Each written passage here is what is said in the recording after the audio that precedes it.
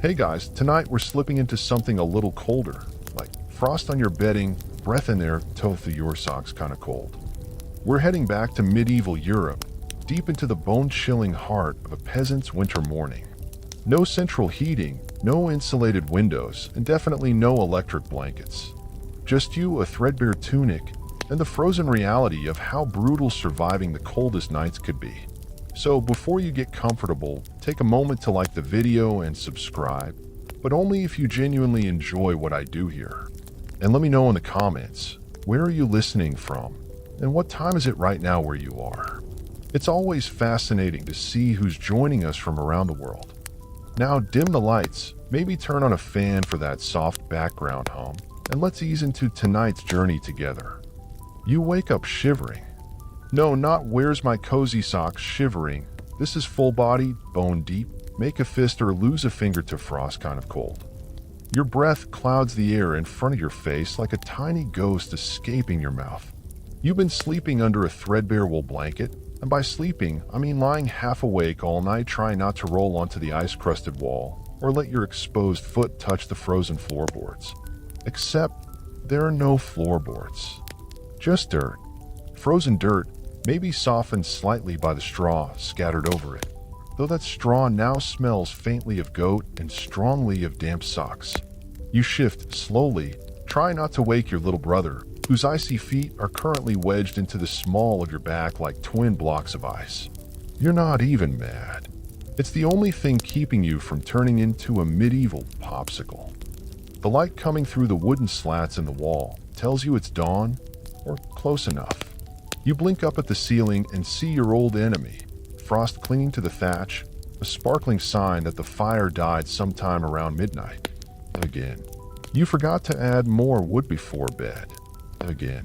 One mistake and you pay for it all night. Now it's your job to get that fire going again. You groan softly, but only in your head. Loud noises wake the baby, and if the baby cries, nobody's happy. You inch your way out from the mass of tangled siblings and scratchy blankets, doing your best impression of someone who isn't absolutely miserable. Your feet hit the ground with a crunch. That's not normal. You glance down. The goat must have peed during the night again, and it froze. You sigh, wipe your foot in the straw, and try to pretend that this isn't your life. The hearth sits cold and abandoned in the middle of the room. Ash from last night's fire puffs into the air as you kneel beside it. There's no chimney, just a hole punched into the thatch overhead. That means everything, including your lungs, gets coated in soot. You dig into the ash, looking for any surviving coals. If you're lucky, you'll coax one back to life. If not, it's a trip to the neighbor's cottage, begging for fire. You blow gently on a small black ember. It glows faintly. Hope flares. You add a bit of kindling, tiny twigs you'd hidden behind a bread bin, and shield the ember with your hand like it's made of gold. Because in this moment, it might as well be. Historically, many peasants relied on communal fires or carried coals from house to house wrapped in embers inside pots. Matches didn't exist. Flint and steel were a thing, sure, but you had to be trained, and even then it was unreliable. Most folks preferred to just never let the fire go out. You failed. Again. You rub your hands together, trying to coax some feeling back into your fingers. The cold has settled in your joints like a bitter landlord refusing to be evicted. Outside, you hear the first sounds of the village waking up. Chickens complaining, a dog barking, someone shouting in frustration. Likely over a frozen bucket, or maybe over trying to milk a goat whose teats are the temperature of a snowball. You glance around the room. Your parents are still bundled near the wall, tucked into the only corner that doesn't leak. Your older sister is already stirring, rubbing her arms and muttering about frozen socks. No one's happy. Everyone's cold. Even the cat looks offended, curled on a shelf near the door, glaring at the world. You pull your tunic tighter. It's thin, hand-me-down thin. The sleeves are frayed, and one shoulder is patched with what used to be part of a potato sack. You debate whether to put on your overtunic, but it's damp from yesterday's snow. Damp wool is like wearing a wet sponge dipped in goat hair. You pass. Historians still argue whether medieval peasants suffered more from the cold or the hunger during winter months. Frankly, you're gunning for a tie. Both are always present, both wear you down, and neither shows any mercy. You glance toward the corner where the bread should be. It's there technically. A hunk of rye, so stale it could double as a weapon. You crack off a piece and gnaw on it. It tastes like defeat, mold, and maybe a hint of wood smoke. You eat it anyway. A quirky little historical fact. Some peasants in parts of Europe used to warm stones in the fire and place them under their beds, wrapped in cloth. The original hot water bottle, just with more chance of burns or singed straw. You tried that last week and woke up with a warm rock stuck to your thigh and the smell of singed wool. Never again. There's no hot tea to wake you, no coffee brewing. Just the slow, dragging weight of cold on your body and the knowledge that today will be just like yesterday. Except colder. Maybe wetter. And definitely still very, very medieval. You rise slowly, stretch your arms, and feel your shoulders crack like old wood. Winter hasn't even hit its worst yet, and already your bones are complaining. But you're up. The fire's alive. The day begins. And as you exhale another tiny ghost cloud into the air, you think it's going to be a long one. The morning outside is no less brutal. You open the crooked wooden door and are immediately smacked in the face by a gust of air that smells like wet dog, damp moss, and something vaguely manure adjacent. Your eyes water. The fog is thick, like someone dragged a damp wool blanket across the entire village. Visibility: a solid 2 chickens ahead. Maybe 3 if you're lucky. You step out, boots crunching on the frost-covered mud. The thin soles do absolutely nothing. The cold shoots straight through your feet and into your spine. Welcome to peasant orthopedics. Cold, damp, and full of rocks. The village is slowly crawling awake. Chimneys belch thin ribbons of smoke, already battling the damp air. Somewhere nearby, a cockerel tries to crow, voice cracking like a teenager's. He sounds as tired as you feel. You pass old Bertha, the alewife, hunched over her cart of firewood, muttering about thieves stealing her logs in the night. Again, she gives you the side eye as you shuffle past. You nod politely, lips too cold to smile. In a place this small, everyone knows everyone, and everyone knows who didn't refill the communal water bucket last night. Spoiler, it was probably you. You trudge toward the village well, the rope handle already encased in a slick layer of ice. The bucket creaks as you lower it into the darkness below. You hold your breath, listening for the splash, then slowly wind it back up. Ice-cold water. Liquid treasure. Your fingers stick slightly to the metal as you pour it into a wooden pail. Back home, your sister is tending the fire, adding in the small, precious twigs you gathered. Every scrap of wood counts. People collect dung, dry it, and burn it. That's a real thing. Dung fires, nature's original room freshener. You'll be out collecting frozen cow pies later. Again, you slip into the tiny, roofless outhouse, a fancy word for a wooden box with a hole in it and questionable structural integrity.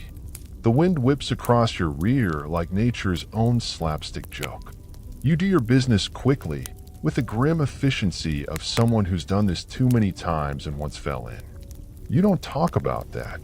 Your breath fogs the air as you finish up, hands already aching from the cold. There's no toilet paper, obviously. Just last year's church calendar. Saints watching you do your thing. A spiritual experience. Historians still argue whether communal latrines were more common in villages or if families just used the garden. Either way, sanitation wasn't exactly the medieval strong suit. In the winter, things freeze. In the spring, they melt. And then everyone gets sick. Again, you head toward the barn, or what generously passes as a barn. It's more of a lean-to with a roof made of desperation and moss. Inside, the goat greets you with a bleat that could curdle fresh milk. She's upset. She's always upset. You've named her Griselda, which somehow fits. You check the chickens. One is frozen solid, standing in place like a feathery statue. You sigh and carry it inside. Dinner, maybe. It depends. If it thawed and then refroze, you might just be playing poultry roulette. Your mother is kneading dough by the hearth. Flour is precious, every crumb measured. What you're looking at isn't really bread. It's more like an edible suggestion. Dense, gray, slightly damp. You eat it anyway. With a smear of lard if you're lucky. If not, just imagine the lard. It's good for morale. The youngest child is wailing again, teething. You hand them a carved stick, child-safe medieval edition. No plastic, just wood whittled to keep them from chewing on the actual furniture. Your father sighs, rubbing his temples. You get it. Everyone's patience is about 3 degrees colder than usual. Outside, you hear the bell ringing from the church tower. Not for mass, for help. Someone's roof has collapsed under snow weight. You throw on your cloak, it's more whole than fabric now, and jog toward the noise. Your breath billows. Your feet sink into icy mud. At the scene, you see neighbors already hauling beams, tossing straw bundles into place. No hesitation. In winter, you help where you freeze. It's not about being nice. It's about staying alive. You join the line, grabbing a heavy timber. It bites into your palms. You carry it together, mud squelching beneath your feet. A baby cries from within the collapsed hut.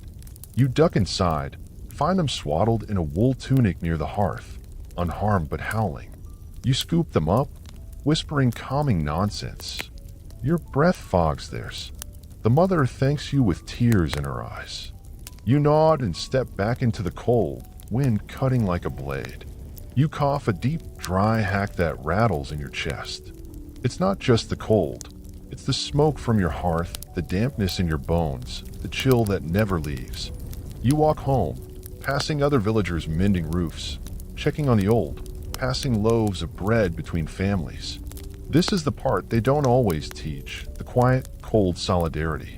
When survival depends on shared labor, shared misery, and the unspoken agreement that no one goes under alone. As you return to your cottage, you realize your fingers are numb. You tuck them under your arms, hopping from foot to foot to keep circulation going. You push open the door. The hearth is glowing. Someone added a log. Maybe your sister. Maybe a neighbor. You don't ask. You sit near the fire, hands out, steam rising from your tunic. You exhale slowly, your breath finally warming. Just a little. It's still freezing, but for the moment, you're not alone in it. You huddle near the hearth, rubbing your hands together as the fire tries its best to convince the room that it's not still technically freezing. The flames sputter over damp wood. It smells like scorched moss and hope. Your sister hands you a tin cup filled with something vaguely warm. It's a broth, probably cabbage, possibly onion. Almost definitely water flavored with wishful thinking. You sip it anyway. The rest of the household is stirring now. Someone sneezes in the corner. Your brother groans and pulls a lice-ridden blanket over his face. Your mother's voice cuts through the murk, sharp, commanding, softened only by exhaustion. There's work to do. Always. Winter doesn't care if you're tired. You tug on your cloak, adjust your belt, and brace yourself to go outside again. It's time for one of the most essential, unglamorous survival tasks of the cold season, gathering fuel. Not what you ran out of that weeks ago. Today, you're foraging for peat and dry dung. The glamorous life of a medieval peasant, right? You set out with a woven basket on your hip. The fields are hard, rutted with frost. Every step crunches. Somewhere, a raven calls, sounding judgmental. You mutter at it under your breath. The village pigs root around a distant pile of compost. They don't look cold. You envy their thick skin. The first stop is the old commons beyond the hedgerow. You're not alone out here. 3 other villagers are already poking around the frozen turf, hacking at clumps of peat with dull tools. You exchange nods. Words are saved for warmer months. Peat, if you didn't know, is like nature's compacted compost cake. Dig it up, let it dry, and voila, earthy fire starter. It's smoky, it stinks, and it works. Sometimes, you scrape at the hard ground with a broken iron spade. The blade rings against a rock. You wince and adjust. The wind grabs your hood and yanks it back like a petulant sibling. After half an hour, you've got maybe 3 blocks of semi-dry peat and a handful of frozen droppings that'll make great fuel once they stop being solid ice. Your fingers are raw, your toes ache, and there's snot freezing under your nose. But hey, progress. On the way back, you pass an old woman crouched by a hedgerow, clipping dead twigs and muttering to herself. She's wrapped in more layers than you thought humanly possible. A walking laundry pile with eyes. She sees you, offers a toothless smile, and hands you a bundle of kindling. You nod your thanks. Words still cost energy. Historians still argue whether most peasant communities maintained communal fuel stores or operated by every family for themselves rules. In reality, it was probably a mix. Share what you can, pour what you must. Especially when it comes to staying warm. Back home, you stomp your boots outside the door to shake off the muck. The pig pen is suspiciously quiet. You glance over. One of them is on its back, legs in air. Frozen solid. You say, that's either bad news or bonus meat, depending on who you ask. Inside, the fire's burned low again. You set to work, layering the peat and dung with thin kindling. The smoke is thick and acrid. Your eyes water as it curls toward the smoke hole above. The thatch catches a bit of the haze. It always does. You wonder what your lungs look like. Probably charcoal briquettes at this point. But warmth returns slowly. The room stops being a meat locker and upgrades to slightly less miserable root cellar. You stretch out your hands and rotate them like a rotisserie chicken. The ache in your bones begins to dull. Breakfast is a chunk of barley porridge, cold and sticky, sliced like cake and passed around. You smear a bit of rendered fat on it and chew in silence. Outside, children are already running barefoot in the frost. Their shrieks cut through the air like birdsong. You feel old. The morning continues in a predictable rhythm. You mend a hole in your tunic with a bit of fraying thread. Your cousin arrives to borrow a scythe. You tell him it's broken. He takes it anyway. That's medieval lending for you. A messenger from the manor arrives by midday, wrapped in furs, riding a horse so well fed it almost glows with smugness. You and the others watch as he dismounts and hands a scroll to the reeve, the village headman. There's a murmur. New tax levies. Increased grain tithes. Because winter wasn't hard enough already. You watch the reeve's face tighten. He reads aloud. The noble lord is building a new granary. Needs more barley. Needs more backspin. You listen. You don't have a choice. You'll be giving up more of your next harvest. If it ever grows. If it doesn't freeze again. You notice something odd as the reeve speaks. Your neighbor's roof is steaming. Not smoking. Steaming. Someone's burning something damp. Too damp. You jog over, banging on the door. Inside, they've tossed in green branches. It's spitting sparks onto the rushes. You stomp them out, coughing. Disaster averted for now. But in winter, one mistake can take down a house, or a family, or a whole street. You return home again, tired before noon. You sit down on the bench by the fire. Your younger brother climbs into your lap and immediately starts picking at your hair. You don't even flinch. Lice checking is practically a hobby at this point. You let your eyes close just for a second. The warmth is creeping back into your toes. Someone ladles out a thin stew. You'll eat, work some more, probably help dig a grave for that pig if no one claims it, and then maybe, just maybe, you'll sleep a little better tonight. But don't get too cozy. There's still half a day to survive. You're back outside again because inside is only warm if you sit directly on the fire and agree to cough for the next 3 hours. Today's mission is one of the more unglamorous necessities of medieval peasant survival: water hauling. Yes, water. That thing you just open a tap for in modern life. Here, it involves walking half a mile with 2 sloshing buckets that smell faintly like goat. You sling the wooden yoke across your shoulders, each end fitted with a rope to hold your buckets. One bucket leaks. The other one groans ominously whenever it's more than halfway full. You've promised yourself you'll fix them. Eventually, probably right after you figure out how to replace a thatch panel with no ladder and a fear of heights. As you step onto the path, your breath puffs visibly in front of you. It's midday, and the sun has not even tried to show up. Just a gray smear in the sky, like someone erased the heavens with a dirty rag. The frost crunches underfoot, and your toes have gone from numb to painful, which you interpret optimistically as circulation returning. The village well sits in the center of the green, surrounded by churned-up mud, frost-bitten tufts of grass, and a small crowd of other peasants with the same miserable task. You nod politely to old Hilda, who's already pulling up her second bucket with fingers wrapped in rags. Her hands are cracked, knuckles red and raw, and she still beats you at this every single time. You join the queue. Someone sneezes behind you. You flinch. Yes, you live in a plague-prone world with no germ theory, but that doesn't mean you enjoy airborne droplets.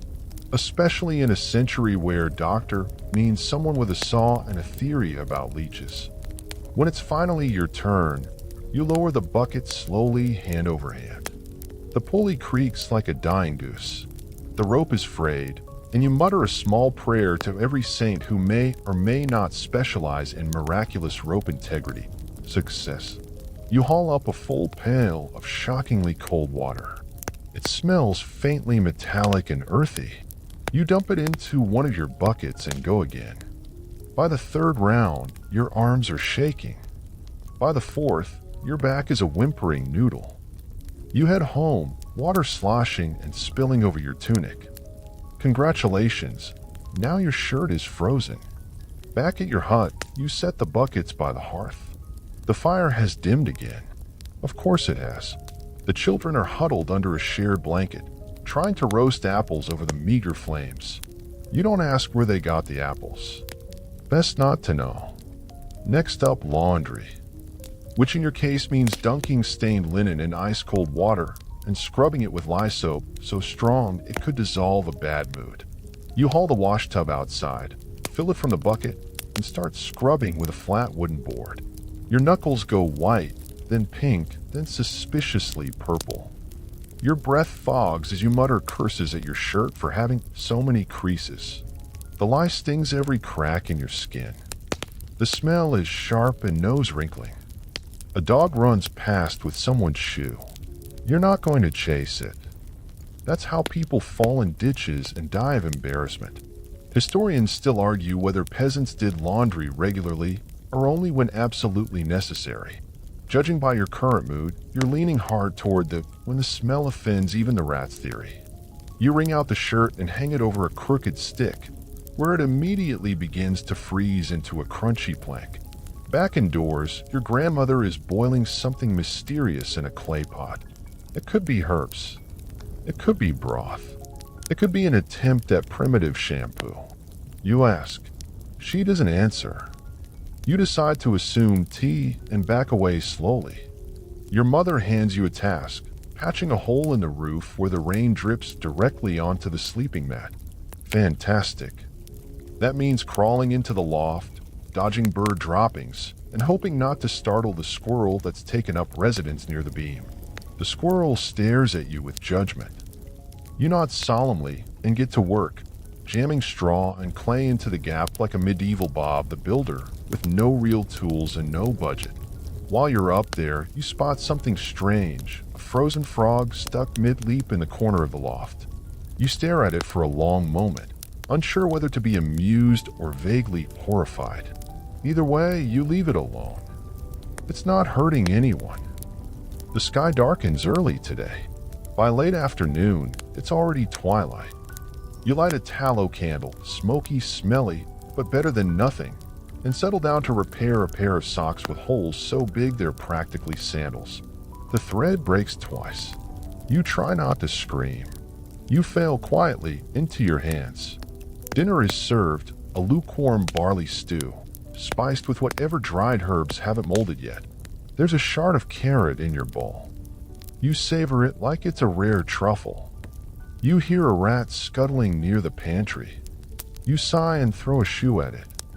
The shoe bounces off the beam and knocks over your cousin's flask. He glares at you. You shrug. Someone starts to sing, quietly off-key, and probably a little drunk. But it fills the room with something fragile and warm. You all listen. No one claps. That's not the point.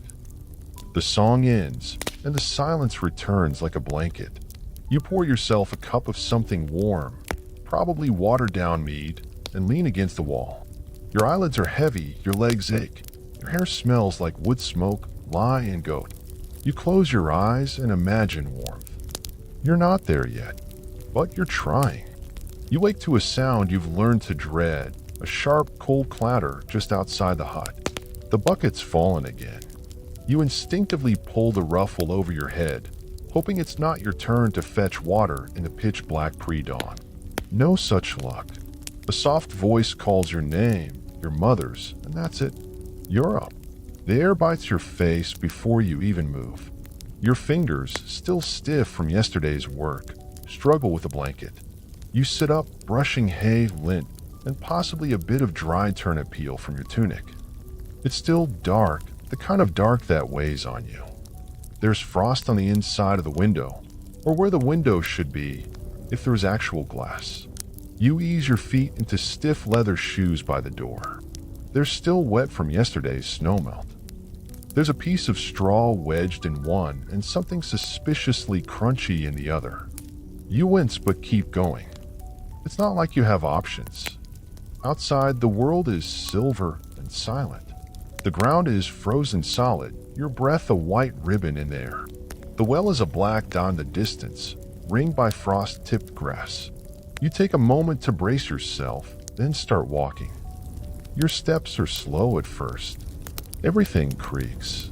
Your knees, the ice, the old gate as you pass through it. The moon, still hanging low and pale in the sky, lights your way. Somewhere far off, a rooster crows early and regrettably. It's too cold for even the birds to pretend they're awake yet. By the time you reach the well, your fingers are tingling with that awful pins and needles feeling. You lower the bucket, hearing the splash echo up from below. When you haul it up, ice clings to the rope, making it heavier and more treacherous.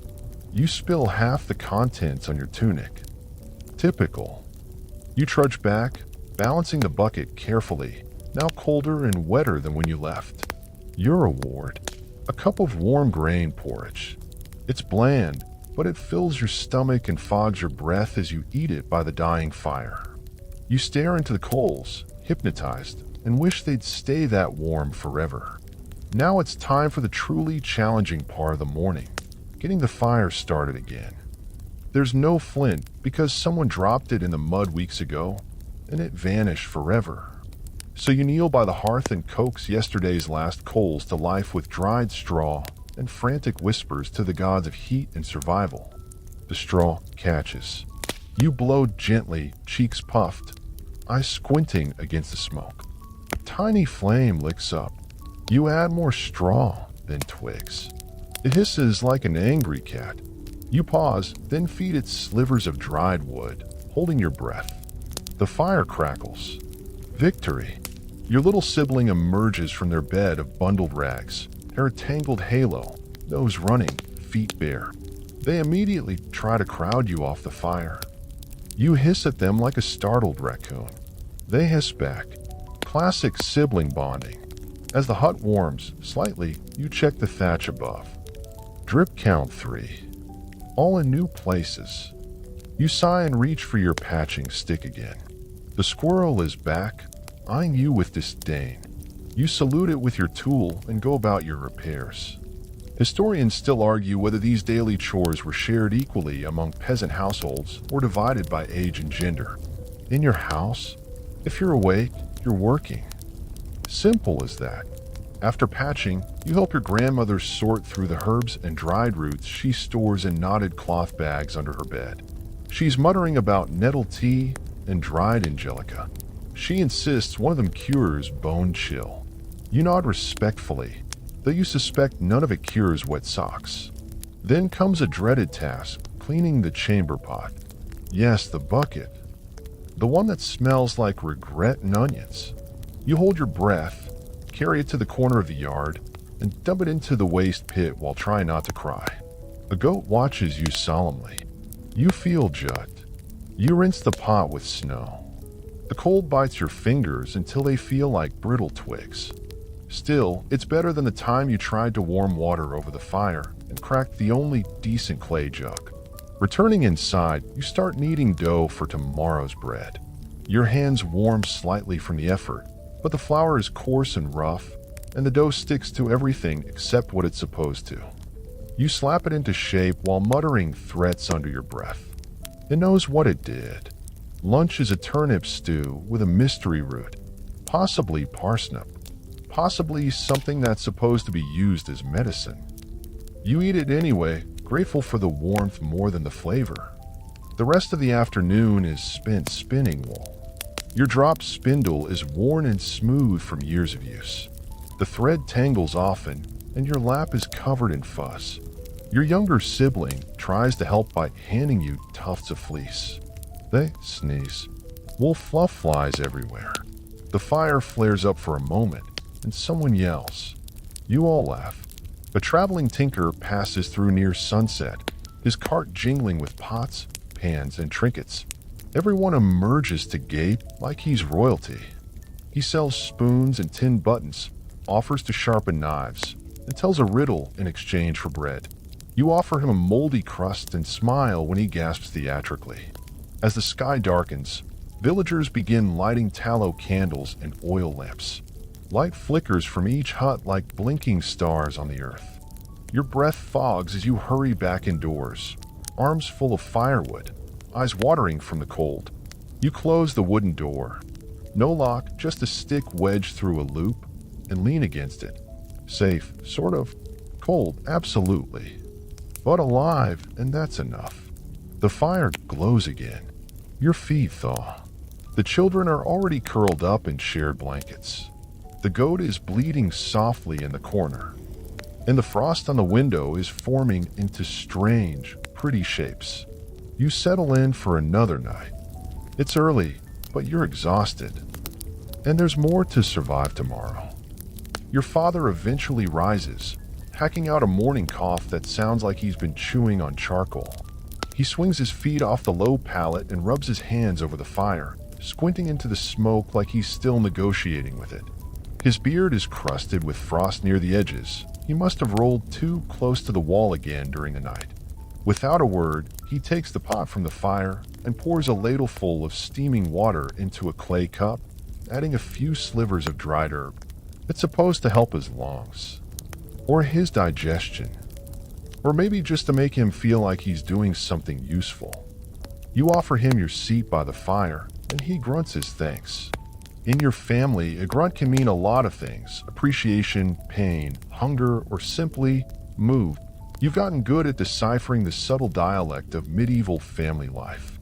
Your father eventually rises, hacking out a morning cough that sounds like he's been chewing on charcoal.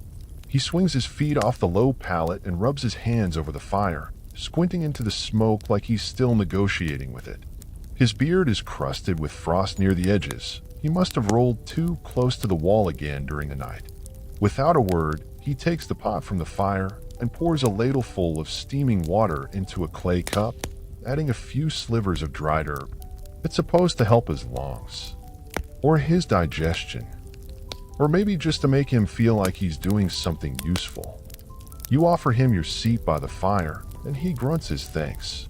In your family, a grunt can mean a lot of things: appreciation, pain, hunger, or simply moved. You've gotten good at deciphering the subtle dialect of medieval family life.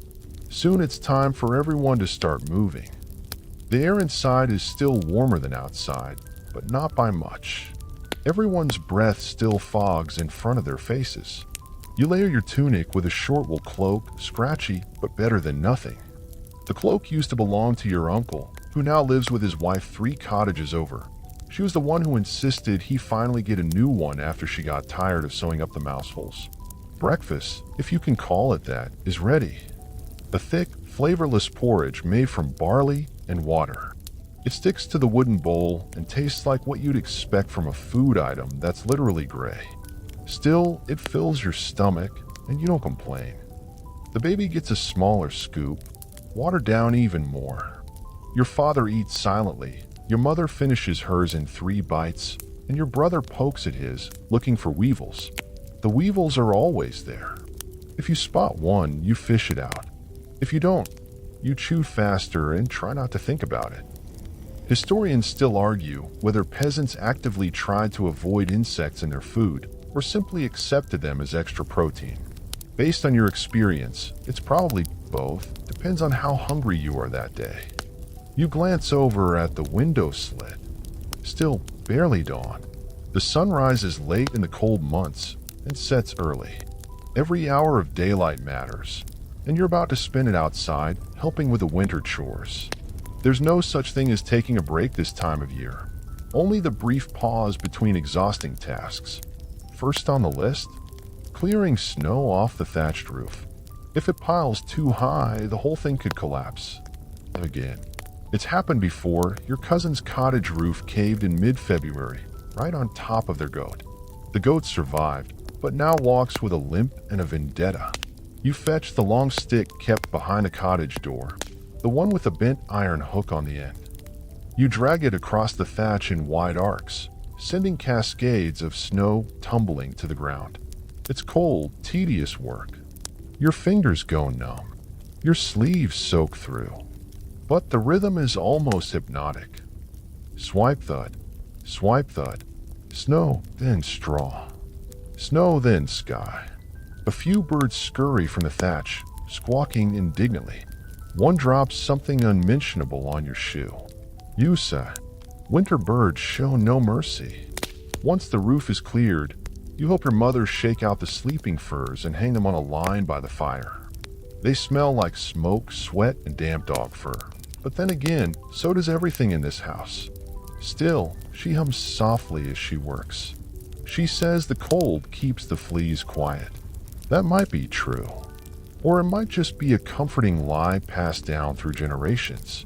Later in the day, it's time to dig a path from the cottage to the storage hut where the salted meat and root vegetables are kept. The snow is packed hard, icy at the edges. You use a crude wooden shovel, more splinters than scoop at this point. Your brother helps by throwing snowballs at your back, pretending he's defending the village from raiders.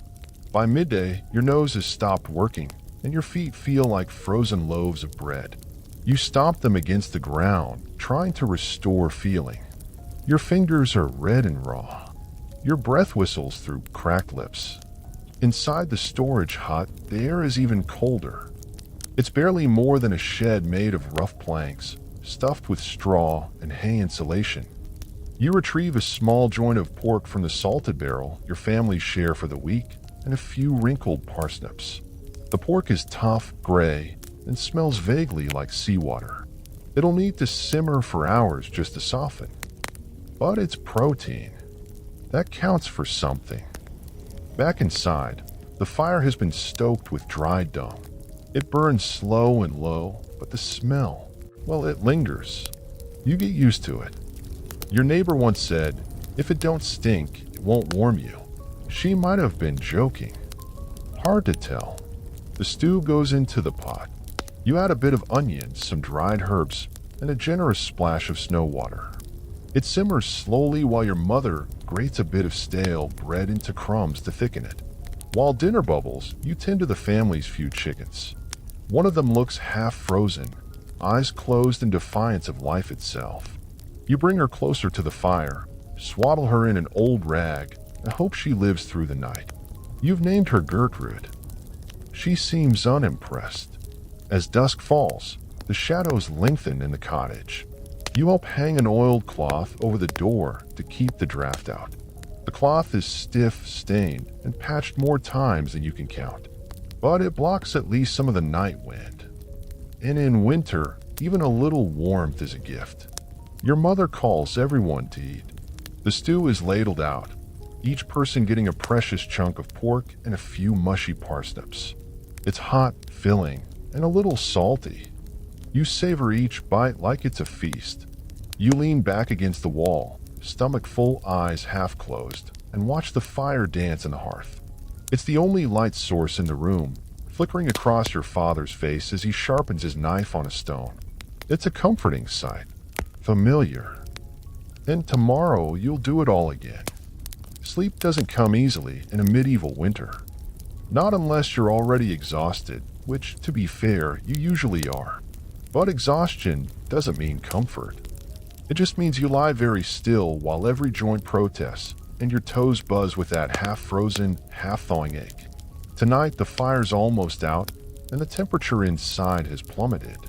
The baby is fussing again, probably cold, maybe hungry, possibly just annoyed that life keeps happening to him. Your mother rocks him gently while muttering what sounds like both a lullaby and a curse at the same time. The rest of you are curled together on sleeping pallets, layers of wool and fur draped over your bodies like you're packing yourselves in hay for the winter. In fact, you are packed in hay. It's stuffed into the seams of your mattress to keep the straw from shifting. And yes, it makes you itch. Your father's snoring could rattle a cartwheel. The family goat, still recovering from her emotional outburst last night, settles by the door, occasionally grumbling in her sleep. You can see your breath when you exhale, and the inside of the window is crusted over with ice, a delicate fractal pattern like the forest pressed its bones against the glass. Beautiful, if you weren't so freezing. You shift, gently, trying not to jostle your brother who's wedged beside you like a disgruntled log. He's still wearing yesterday's socks, and they smell like boiled cabbage and betrayal. No one washes socks daily. You're lucky if they see the tub once a week. Bathing isn't exactly top priority when keeping warm and fed are already full-time jobs. Your sleeping clothes? The same tunic you wore all day. You just added a second one over it, plus a scarf and, if you're fancy, an old linen cap. Historians still argue whether medieval peasants changed clothes for bed or simply collapsed into whatever they were already wearing. Tonight, you are firmly in camp collapse. At some point, the baby finally quiets down, and the room slips into a rhythm of shallow breaths, crackling coals, and the occasional snort from the goat. It's not peace exactly, but it's close. You drift in and out, never fully asleep. Your dreams are fractured things, visions of warmth, bowls of honeyed oats, or clean straw that doesn't poke you in the ribs. But the cold always pulls you back. Eventually, you can't take it anymore. You wriggle out from under the shared blanket and pad to the hearth. There's still a glow. Barely. You kneel, blowing gently on the coals, hoping to coax them back to life. Your breath fogs the air, your fingers tremble. You add a few dry twigs from the bundle by the wall, stolen from a neighboring hedgerow yesterday. One sparks, catches, flares. You breathe relief. A soft light returns to the room, casting flickering shadows on the beams overhead. You sit by the fire, legs tucked beneath you, warming your palms. The heat seeps in slowly, like thawing bread dough. You stare into the flames, letting your thoughts wander. You're hungry again. Not desperate hungry, just aware. A sort of dull, background emptiness that feels normal by now. Your last real meal was 3 days ago, when your cousin came by with a dead goose he'd found. No one asked questions. That goose turned into soup, then porridge, then broth, and finally, a memory. You glance at the pantry shelf. A few onions, a chunk of salted pork rind, and what might once have been a carrot sit in a small pile. That's tomorrow's dinner. Or the day after's. Either way, don't touch it now. The dog stirs beside you. She's old, mostly deaf, and missing patches of fur, but she's warm and loyal. She leans against your leg, offering you a little extra heat and companionship that doesn't require conversation. The wind howls outside. You know the sound well. It squeezes through the walls like a thief, searching for warmth to steal. Some say spirits ride the wind, wailing across the moors. Your grandmother believed that. Said if you listened too closely, they'd whisper your name. You pull your cloak tighter. In villages like this, winter nights are more than just a season. They're a test. You learn to spot the signs. Frostbite creeping across fingertips, coughing fits that don't go away, livestock growing thin and still. There are no hospitals, no medicine, just hope, herbs, and whatever folk remedy your neighbor swears by. Garlic in your boots, mint under your tongue, or nettle tea brewed so strong it could strip paint off a wall. You hear a creak from the roof beams, a reminder that the snow's piled high again. You'll need to clear it tomorrow. Again. And check the chimney hole, which is likely half blocked. If the smoke can't escape, neither can you. That's a real fear. People have suffocated in their sleep from a poorly vented fire.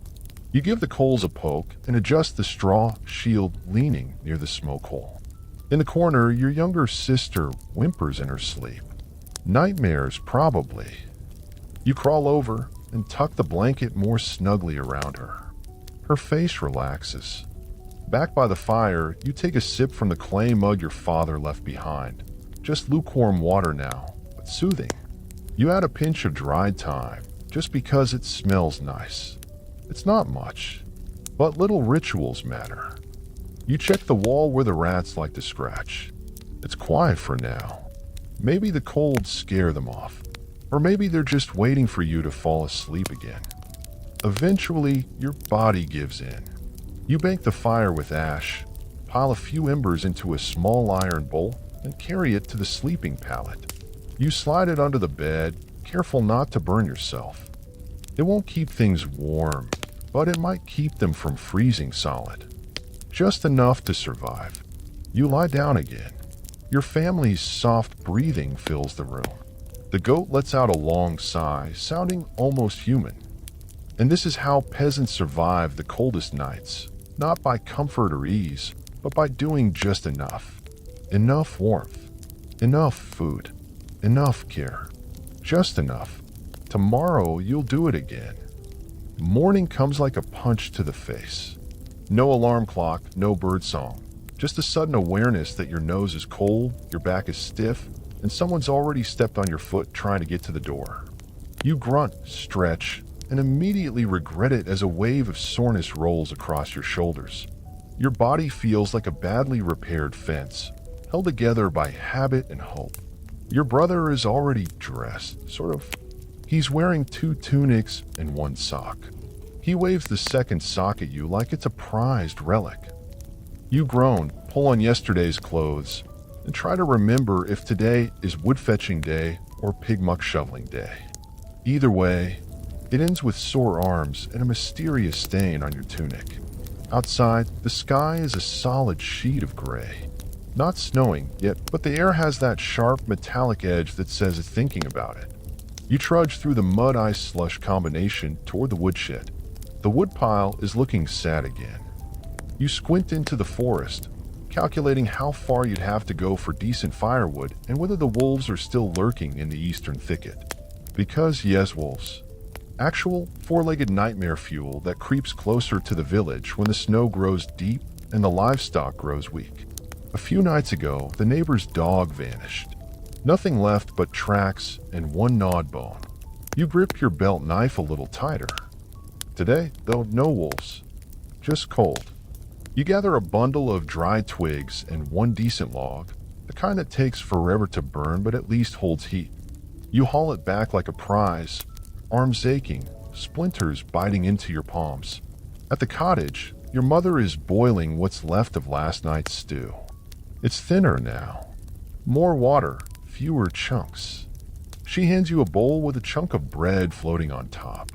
You eat it quickly, soaking up the warmth like it's your last meal. Might be, depending on how the snowstorm goes.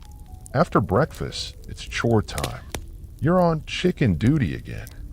Gertrude, your favorite hen, has survived another night and is currently pecking at a lump of ice with the determination of a saint. You check for eggs, nothing. Then again, who would want to lay eggs in this weather? You turn your attention to the family pig.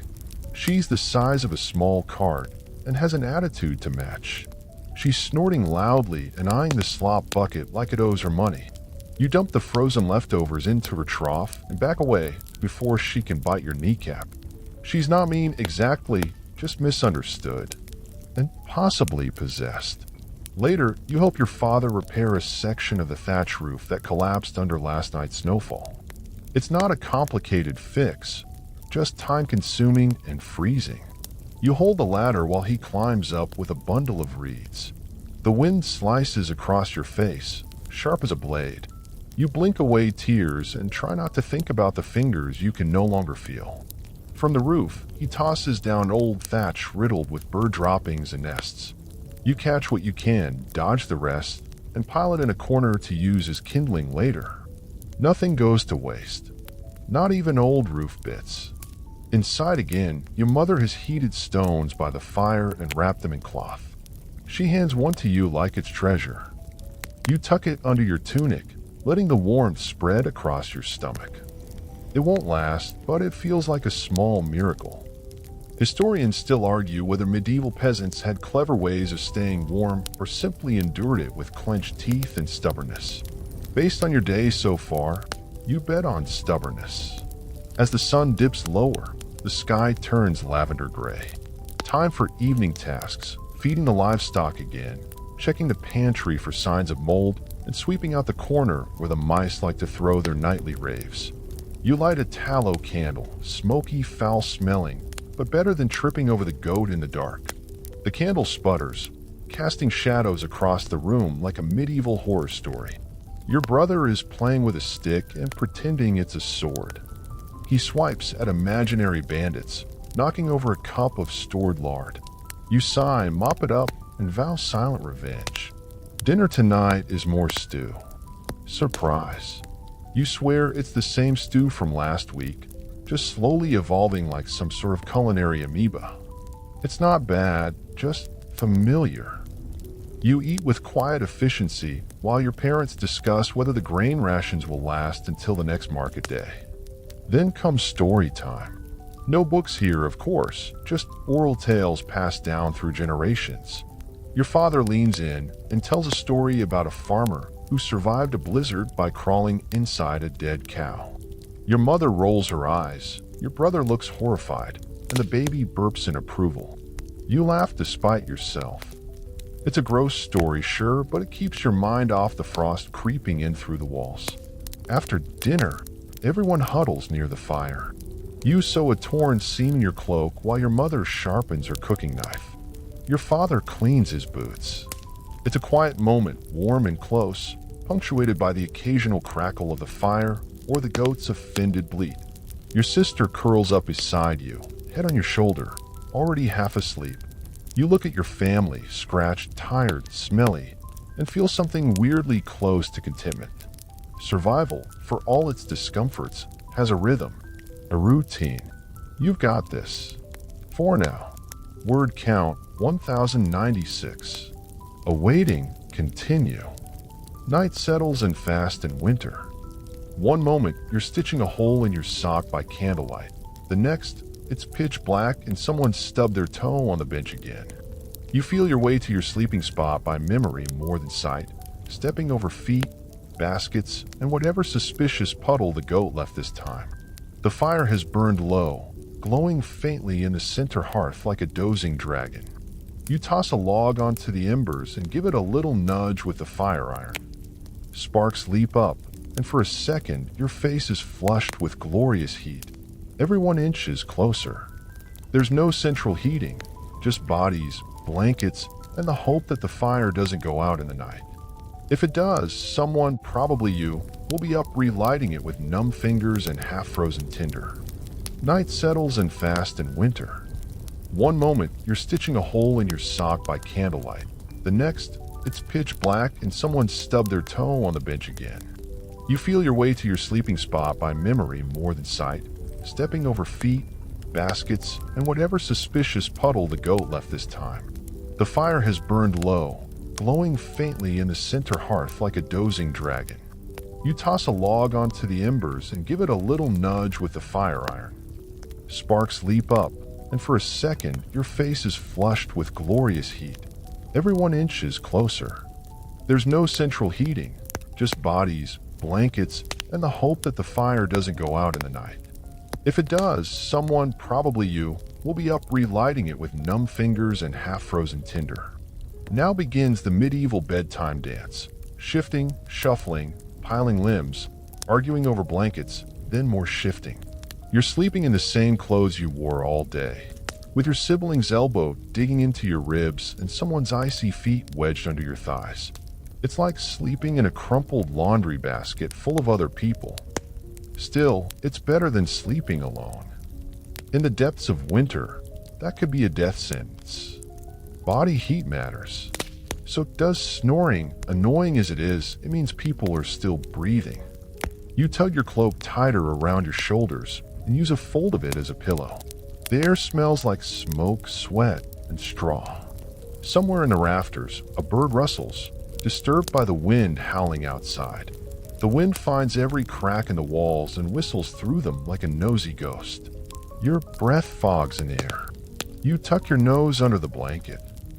Then come the dreams, strange and vivid. You're knee-deep in snow, chasing a chicken that's somehow wearing your shoes. You're being chased by wolves made of bread. You wake with a start when someone rolls over and whacks you in the face with a knee. Just another Tuesday. You stare at the beams above, soot black and sagging. Historians still argue whether medieval sleep was done in one long stretch or two separate chunks with a watch period in between.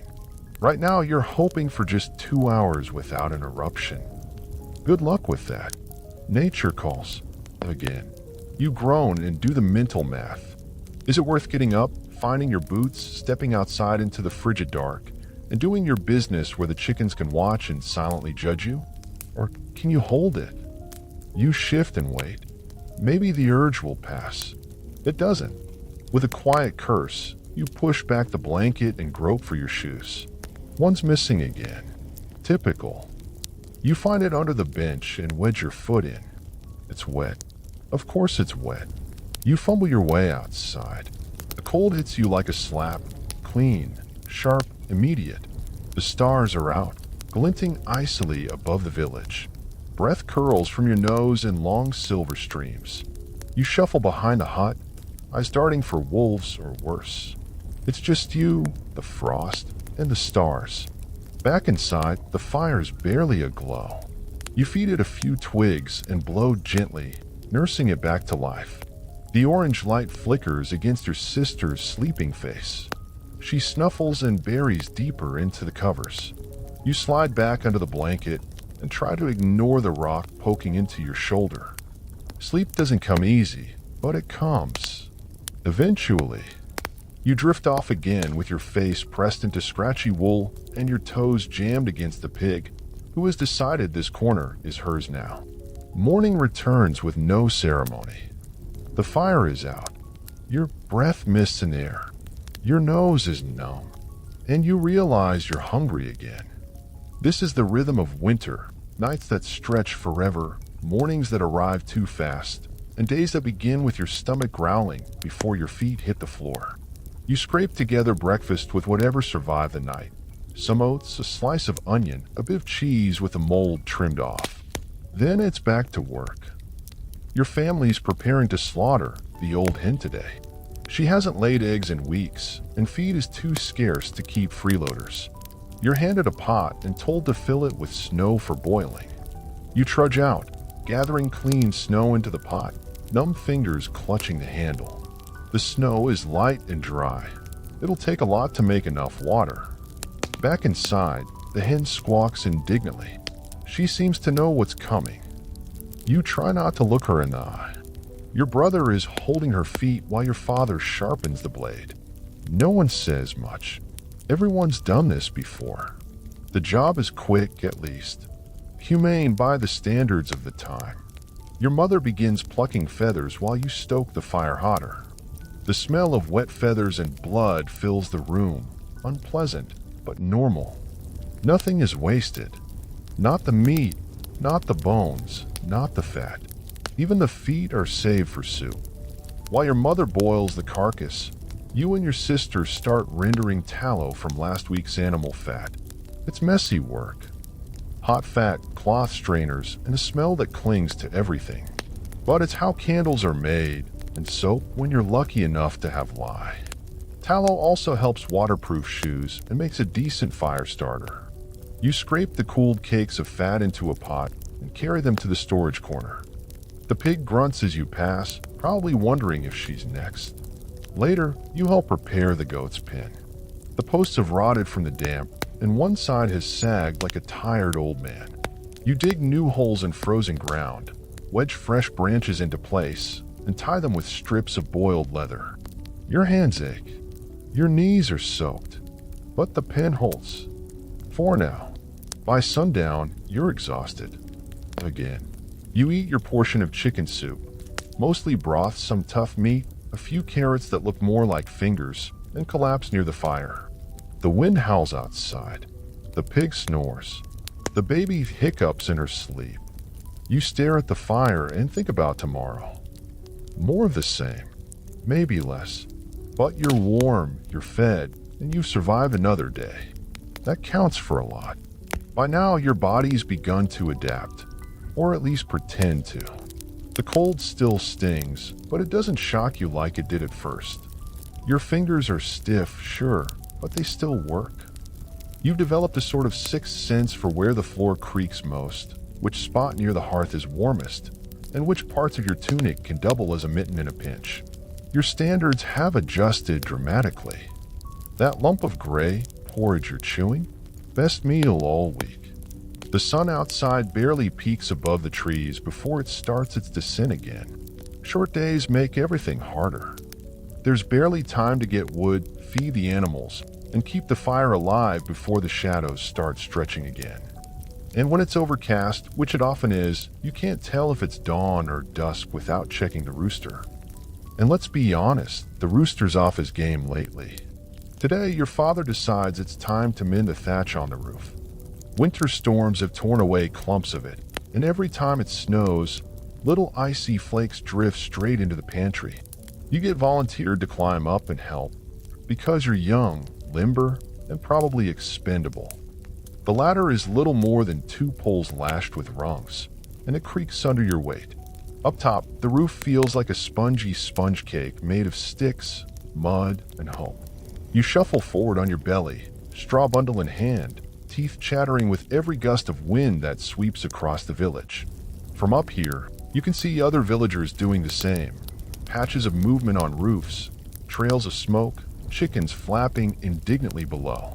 It's almost beautiful in a bleak, mud-colored kind of way. As you jam a wad of straw into a hole and smear mud over it to hold it in place, a thought hits you. No one here has time to be bored. Or rather, boredom would be a luxury. Between surviving, repairing, scavenging, and just staying warm, there's barely enough energy left to worry about much else. Down below, your sister shouts something about the goat escaping again.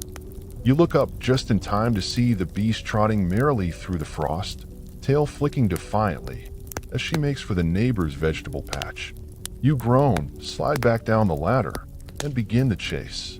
She's fast for an animal that spends most of the day chewing the same clump of straw. You finally catch her behind the blacksmith's hut, ankle deep in someone else's turnips.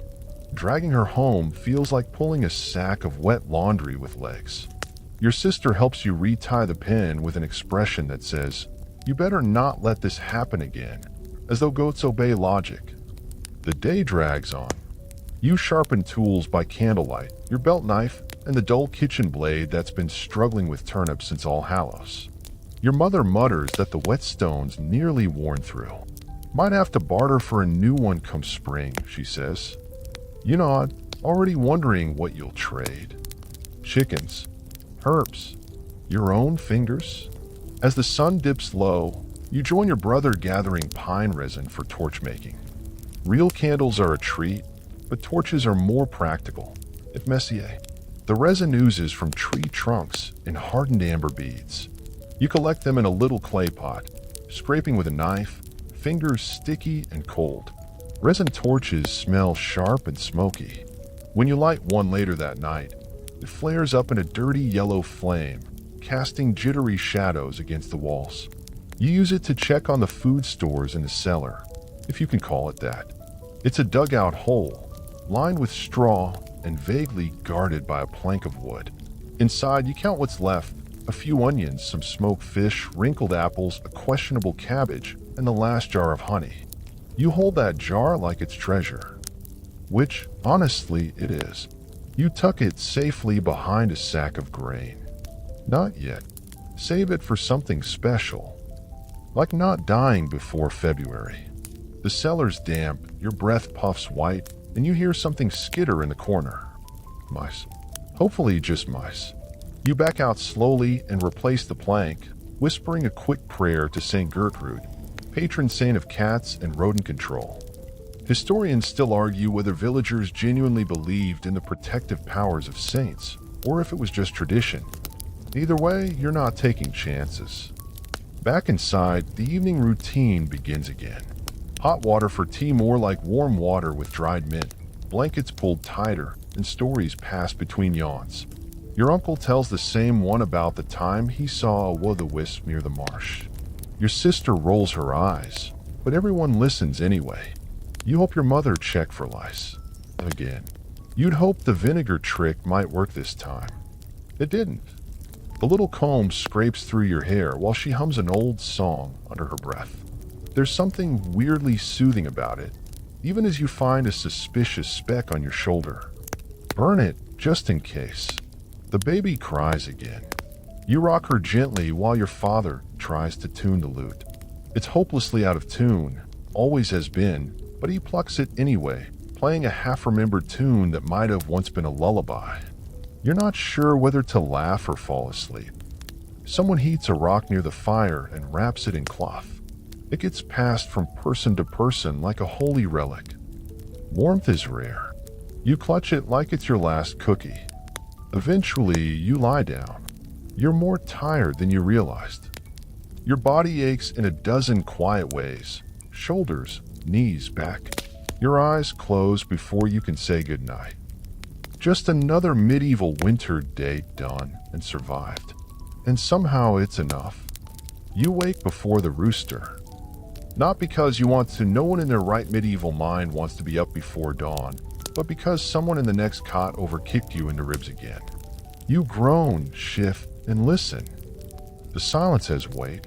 Outside, a cold stillness blankets the village, broken only by the soft rustle of someone trying to quietly pee into a chamber pot. Spoiler, they fail. It sloshes. Baby stirs. You wrap your cloak tighter and slide from bed, the floor icy under your calloused feet. The fire has gone out again. There's a moment of decision. Do you lie back down and pretend you didn't notice, or do you do the heroic thing and start it up before everyone freezes? You sigh and go for the flint. The fire is stubborn. Of course it is. The kindling is slightly damp, and your breath fogs in the cold room as you curse it gently under your breath. After several attempts, it finally catches, flaring up just enough to warm your hands. The room slowly begins to stir. Coughs. Grumbles. That distant chicken scream you've come to interpret as Eric dropped the feed bucket again. Your mother nods at the fire with approval and hands you the morning task. Go to the stream and fetch water. The icy stream. The one with the slippery bank and occasional eels. You pull on your cloak, find your bucket, and brace yourself. Outside, the air slaps your cheeks like a wet towel straight from the snow. Your breath curls in front of you like little ghosts, and your boots crunch in the frost. The village is quiet at this hour, just smoke rising lazily from a few hearths and the distant sound of someone swearing at a stubborn cow. You make your way to the stream, stepping carefully along the frozen ruts. The path is hard-packed, slick, and very much a hazard for your ankles. You pass a neighbor who waves weakly while trying to light a torch with a rock that clearly isn't flint. You give them a sympathetic nod. The stream is half frozen, a thin crust of ice along the edges, but water still runs beneath. You break through with a stick, dip your bucket in, and watch as your hands turn a lovely shade of blue-gray. You consider dipping your face in to wake up. Then remember the dead fish you saw here last week and decide against it. On the way back, you nearly slip, recover like a champion gymnast, and pretend nothing happened. No one saw, except the goat. The goat always sees. Back at home, breakfast is waiting, if you can call it that. It's a grayish mash of yesterday's porridge, reheated and vaguely sweetened with a smear of apple mush. You eat it anyway. It's warm. That's enough. Today's a big day. It's laundry day. You can feel your soul sigh. Washing clothes in the dead of winter is one of those medieval rites of passage that separates the dreamers from the survivors. There's no soap, just ash, lye water, and elbow grease. And it's all done outside. You help lug the wash tub out to the common green, where several families gather. Everyone's bundled up, sleeves rolled, faces already red from the cold. Buckets of near-frozen water are dumped, garments dunked, scrubbed on rough wooden boards, and wrung out with frozen fingers. Your tunic slaps against the board like a wet fish. The woman next to you hums as she wrings a sheet with the strength of 10 blacksmiths. Someone tells a joke. It's not very good, but it makes you smile anyway. You spot your neighbor's underclothes frozen, solid on a stick like medieval flags of surrender.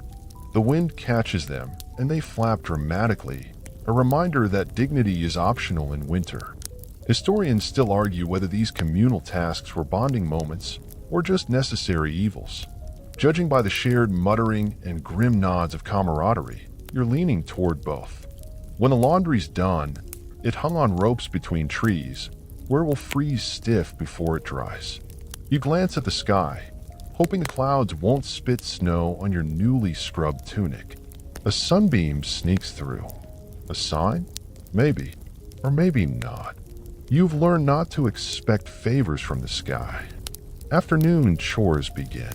You help patch the chicken coop with bits of thatch and leftover cloth. One of the hens tries to peck your eye out. Twice. You retaliate by feeding her the blandest corn you can find. Then it's on to mending a torn cloak. You sit near the hearth, squinting at your stitches, tongue stuck out slightly in concentration. Your sister laughs and says it looks like a drunk spider did it. You throw a crumb at her. The conversation turns to village gossip. Apparently, the blacksmith's eldest daughter is betrothed to the tanner's apprentice, who may or may not have been caught napping in the hayloft with the baker's son. Scandalous. You pretend not to care, but you're already picturing it as a bawdy ballad. Evening falls. Again. You start the fire early and make a little toast with leftover bread crust. It's hard enough to chip a tooth, but you know it like it's a luxury. Dinner tonight is turnip stew with wild herbs. It's thin, slightly bitter, but warm.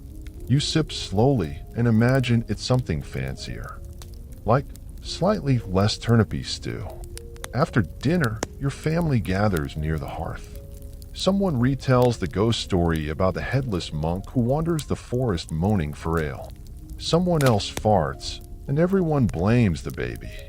The mood is light. You sit back, cloak wrapped around your shoulders, and listen. The fire crackles. The room smells of smoke and people and food. Your limbs are sore, your stomach is half full, and your bed is a pile of straw and cloth. But somehow, right now, you feel okay. Tomorrow might be colder, or wetter, or full of rats. But tonight there's warmth. There's laughter. And for a fleeting moment, you think, maybe you could survive this, until you step outside to pee again. The wind bites harder tonight. You step outside into a darkness so thick it feels like a blanket soaked in ice water. The stars flicker above, smug and distant, offering no heat and no help. Your breath fogs instantly, swirling in the moonlight as you shuffle to the edge of the hut with your wooden bucket in hand. Nature calls, and nature doesn't care about wind chill. The grass crunches underfoot, stiff with frost. Somewhere in the shadows, a barn owl hoots, followed by the distant yowl of a very annoyed cat. You squat behind the same old fence post, your makeshift outhouse, and brace for the wind's cruel sense of humor. There's no dignity to this part of life, not even under cover of night. But at least it's brief. You creep back into the cottage as quietly as you can. One wrong step, and you'll trigger the toddler's wail, a sound known to summon headaches and sharp maternal glances. The fire's burned low again, casting long, twitching shadows against the soot-streaked walls. You huddle beside it, poking the embers gently, trying to coax some warmth before bed. Your sister stirs, mumbling something about bread. You ignore her and wrap yourself in your patched wool cloak. It's the same cloak your grandfather wore, and if you look closely, you can still see the faded embroidery your grandmother stitched in with love or boredom. Historians still argue whether peasant women decorated garments out of pride or simply because they were stuck indoors spinning yarn for hours on end. Either way, you're grateful. The stitching makes it feel a little less like a sack and more like a blanket with ambition. Sleep comes slowly, as it always does when your bones ache and your feet haven't been truly dry in days. You lie on the straw mattress, poking your hand underneath for the warmest spot. Of course, the goat beat you to it. She's snoring softly, curled at your feet like a slightly lumpy heating stone. You sigh and close your eyes. But peace doesn't last. Around midnight, the howling begins. Not wolves. Worse, the wind. It claws at the roof, rattles the shutters, and finds every gap in the walls to whistle through. The thatch above your head rustles like dry bones. You pull the cloak tighter, tucking it under your chin. It doesn't help much, but it's something. You hear it then, that unmistakable thump. Snow. The first thick layer of it collapsing off the roof and onto the ground below. Winter's here. Officially. The next morning, the world is white and blinding. Snow covers everything. Roofs, paths, buckets, even the firewood stack, which, of course, you forgot to cover yesterday. You groan. Wet firewood means a smoky fire and even more coughing. You haul it in anyway, brushing snow from each log with a frozen mitten and muttering under your breath. Breakfast today is thinner than usual. Barley gruel and a single shriveled apple slice shared between 3 people. You savor the bite as if it's roast duck. Hunger has a way of improving your imagination. You dress in layers: tunic, second tunic, cloak, and a ragged scarf. The boots are still damp. Your toes curl inside like hermits. You step outside and begin the morning chores. First task, shovel the path. Not with a real shovel, mind you, those are for people with money. You have a flat piece of wood and stubbornness. You scrape snow in angry lines, piling it by the fence, where it immediately begins to slide back. It's a game the snow always wins. Next, check the animals. The goat is shivering under her lean-to, giving you a look that says, "You did this." The chickens are puffed up like angry pine cones, glaring at you from the coop. You refill their trough and scatter a handful of grain, which they descend upon like feathered bandits. You know the winter won't be kind to them. Every year, a few don't make it. Neither do a few villagers. You shake that thought away. Superstition says it's bad luck to speak of death in the cold. It draws attention. You move to the well. It's frozen solid. Of course it is. You bang on the ice with a rock, watching as tiny shards scatter across the surface. Eventually, it cracks enough to let you dip the bucket in. The water is slush, but it's wet, and that's enough. Back home, someone's managed to start a new fire, and the room smells briefly of burning hair. Someone clearly sacrificed a bit of fringe in the effort. But warmth is warmth. You all crowd around it, shoulders touching, staring into the flickering light like moths hypnotized by the illusion of comfort. Midday passes in silence. No one wants to go outside unless they must. You sit by the fire, spinning wool on a drop spindle. It's a slow, rhythmic task. and you find yourself dozing between turns. Your fingers cramp from the cold, and every so often, a knot ruins your rhythm. Still, you keep going. Because you need thread. Because your tunic is fraying. Because survival is made of boring, repetitive acts. The children invent a game with dried chestnuts and a cracked spoon. There's laughter, followed by an argument, followed by someone getting whacked on the head. That someone is now crying. Again. You tune it out and focus on your thread. Later, someone knocks at the door, a rare event in this weather. It's the village reeve, wrapped in more fur than dignity. He brings word of a tax collection coming early this year. You nod, saying nothing, and close the door behind him. You look around the room. The quiet dread is tangible. No one says it, but you're all thinking the same thing. What will we give them? There's no coin, no grain to spare. Just prayers, and those aren't worth much to a taxman. Evening arrives, heavy and dark. You light a tallow candle and listen to the storm rising again outside. The wind scratches at the walls like some great hungry thing. You tell yourself it's just the weather. Just the weather. Dinner is a thin broth made from boiled roots and a single marrow bone that's seen better days. You pass the bowl around. It's warm. It fills your belly just enough to pretend. And when the fire dies low and the room fades to shadows, you pull your cloak over your face, tuck your knees close, and whisper a thank you to no one in particular. Just for surviving the day. Just for making it one night closer to spring. You wake to silence. Not peace, just that strange, thick stillness that means something is wrong. No morning clatter from the neighbors, no chickens clucking, not even the wind. Just the sound of your own breath fogging in the cold air. You sit up, rubbing your eyes, and immediately notice the roof. It's sagging. Snow must have piled on overnight, heavier than usual. The thatch groans ominously as another lump slides down with a dull whomp. You hold your breath and stare up, wondering how much weight it takes to collapse a roof like this. Probably less than you want to know. You climb over sleeping siblings, careful not to step on the baby again, and duck out the door. The world outside is smothered in white. Everything's buried, fences, pathways, your dignity.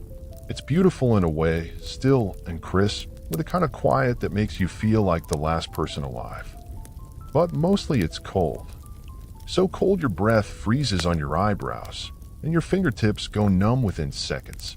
You start shoveling. Again. Same plank of wood, same frozen path.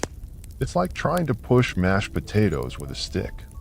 The snow wins again, but you clear enough to find the firewood, which, miraculously, still has a dry patch near the bottom. You say a small thank you to the saint statue tucked inside your cloak, though historians still argue whether peasants actually believe their wooden icons did anything or just like having someone to talk to. Back inside, the fire coughs back to life.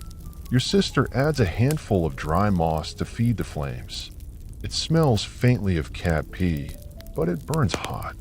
You stretch your feet toward the hearth and savor the sting of warmth returning to your toes. It's both pain and relief in one. Breakfast is porridge again. Always porridge. But today, someone added a pinch of dried herbs, thyme, maybe? A luxury. You eat slowly, letting it sit in your mouth like it's something fancy. Your youngest sibling tries to steal your spoon mid-bite. You deflect like a seasoned gladiator. Then comes the chore list. First, break the ice in the goat's trough. Second, sweep the snow from the chicken coop's roof so it doesn't collapse. Third, see if old Marek across the path is still alive. You handle the goat first. She greets you with a long, grumpy bleat, promptly headbutts your leg. That's thanks, and goat. The ice in the trough is a thick slab. You use the back of the water ladle to smash at it, muttering curses you only half remember from overheard tavern rants.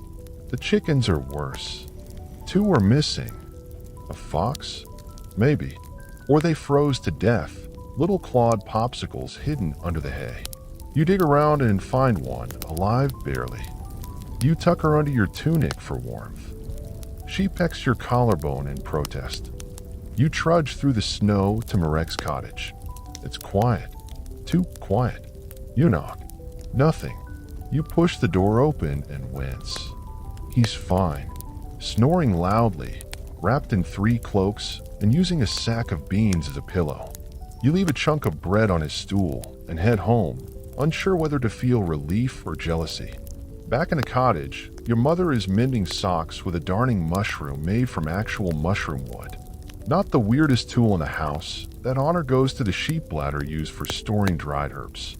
Your father sharpens a knife using a whetstone that's more chipped than stone. It makes a sound like an angry cricket. No one says much. Words are precious, like dry firewood or extra eggs. You all sit around the hearth, stitching, spinning, fixing, mending. Survival is just maintenance over and over. Your thoughts wander. You wonder how people used to survive even worse winters. The kind that froze rivers solid and turned entire herds into statues. You've heard stories. Some say peasants layered hay between tunics or stuffed moss in their boots for insulation. Others say they huddled in shared pits with straw roofs, burning peat and animal dung for heat. Honestly, you're not sure which idea is more disgusting or effective. Historians still debate whether most medieval villagers had communal warming rooms or if that's just wishful modern interpretation. Either way, you have your corner of this smoky little cottage, and it'll have to do. The afternoon brings a rare surprise, son. Just for a minute. It peeks through the clouds like a bashful guest, casts soft light across the snowdrifts, and then vanishes again. But during those brief moments, the ice on the roof begins to melt, dripping steadily, rhythmically, straight into your only dry pair of shoes. Of course, you set them near the fire to dry, knowing they'll just shrink again and blister your feet. It's tradition at this point. You prepare the evening meal, which means peeling parsnips with a knife so dull it doubles as a spoon. You drop one slice, and the goat immediately snatches it. You scowl. She smirks. Dinner is parsnip stew, heavy on the water, light on everything else. But it's warm and fills the space in your belly where food should go, so no one complains too loudly. Your brother tries to tell a story about a traveling peddler who froze mid-step and was discovered weeks later still standing up. You all pretend to laugh. It's probably true. Night falls early. As always, you light a single candle and stare at its tiny flame. It dances in a draft, flickering wildly, as if it knows how fragile it is. The shadows on the wall stretch longer. Your sister starts humming an old tune, one your grandmother used to sing while baking. No one knows the words anymore, just the rhythm. You crawl under the blanket, pressing yourself between 2 snoring bodies for warmth. The chicken is still tucked under your arm, surprisingly cooperative. You stroke her feathers gently and whisper nonsense into the night. And when the wind howls again outside, you pull the blanket tighter and tell yourself spring is coming. Not soon, not tomorrow, but eventually. And until then, you'll survive. One cold night at a time. You wake up with straw in your mouth and a chicken on your chest. She's warm, at least warmer than the inside of your tunic, and though she smells faintly of old grain and coop dust, you're not complaining. It's below freezing outside, and in here, the air is still enough that your breath just sort of hovers, hanging in front of your face like a ghost too lazy to haunt properly. Someone's already up. You hear quiet shuffling, the soft glug of water being poured into a pot, and the scrape of a ladle against the cauldron's bottom. Probably your mother. She's always the first awake, always the last to sleep, always in a state of doing, because in a place like this, stopping means freezing, or starving, or both. You stretch, accidentally elbow your sister in the ribs, and get a groggy groan in return. The goat farts in her sleep. The baby coughs twice, but then settles again. You roll over and brace yourself. It's time to face the day. Again. The cottage is darker than usual this morning. A heavy sky outside means snow. Again. You can feel it in your joints and in that subtle ache behind your eyes. It's the kind of cold that clings to your bones, like it's rented space there and isn't planning to leave. You grab a bucket and head out, because even with frost on the thatch and your breath freezing in midair, someone's gotta fetch water. The snow crunches beneath your feet, each step a loud reminder that the entire landscape is frozen solid. The well's bucket is stuck, of course. You chip away at the ice with your belt knife, which is too dull for proper cutting, but just sharp enough to make your hands ache. After 10 minutes, you get a splash. Victory. Back in the hut, the fire's going again, thanks to a strategic bundle of moss-dry twigs and hope. You hang your damp gloves on a nail near the hearth and blow on your hands until they sting. Breakfast today is the same gray porridge as yesterday. A touch of salt. Someone scraped in a bit of lard. Fancy. As you eat, your uncle stumbles in from his own hut, his beard full of frost, and his eyes looking like he hasn't slept in 2 nights. "Roof's leaking again," he mutters. "Woke up with snow on my face." You nod and hand him the porridge ladle. It's a shared understanding. Everyone's roof leaks. Some just do it louder.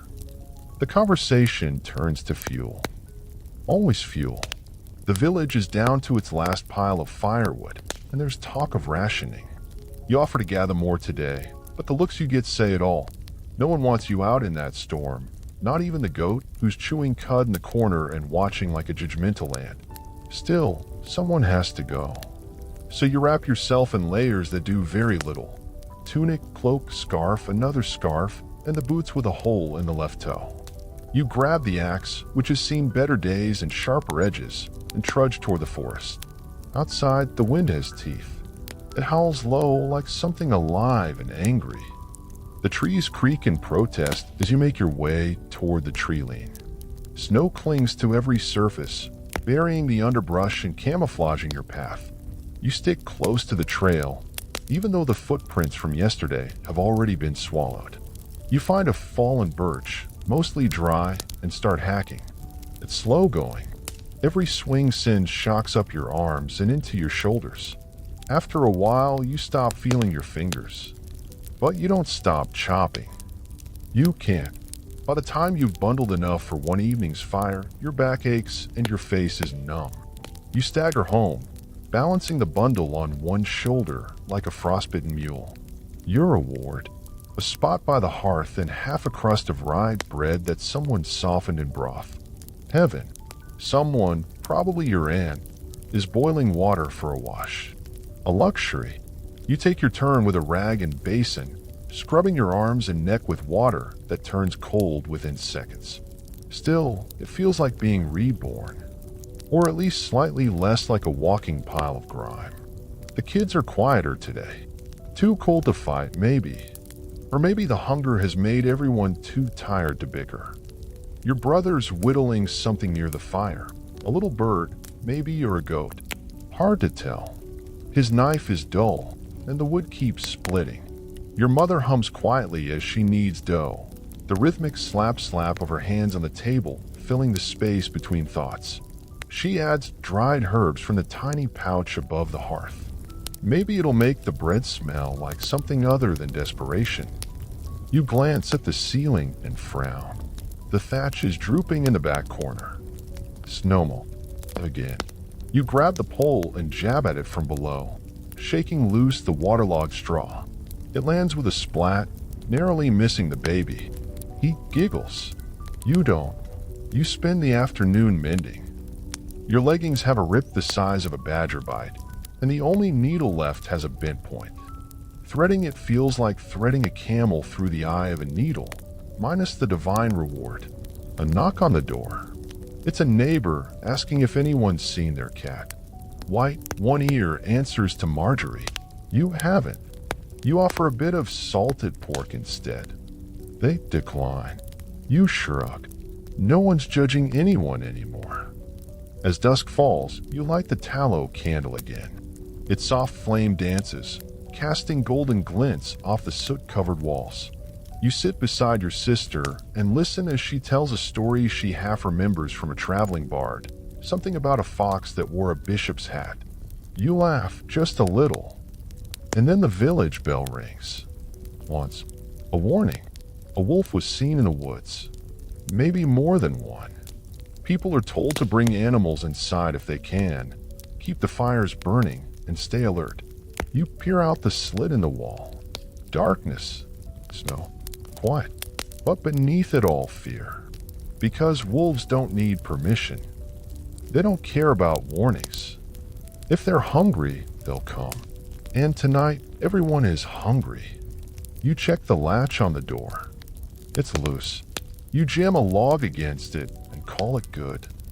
The goat bleats once and nestles deeper into the straw. You lie down, every muscle sore, every inch of you colder than it should be. But you're alive. And right now, in a place like this, that's everything. The wind picks up sometime around midnight. You don't need to see it, you can hear it, feel it, even taste it. It snakes through the cracks in the wooden walls and pricks your skin like tiny ice needles. The fire has burned low again. Only embers now, red-orange and sighing under their own ashes. You roll over to face the wall. There's a soft patch of moss shoved in the gap to block the worst of the wind. It's damp. Everything's damp. Damp and cold and brittle and older than it should be. You close your eyes, and then thud. You jolt upright. Not quite panic, but definitely not calm. Another thud. Heavier. Closer. You listen, and so does the entire house. Even the goat has gone silent. Was that the door? You sit up slowly, feeling every bone protest. You grab your knife, the one with the chipped blade and wooden hilt polished smooth by years of use. Not that it'll help much, but it's better than empty hands. You creep to the door and press your ear to the wood. Nothing.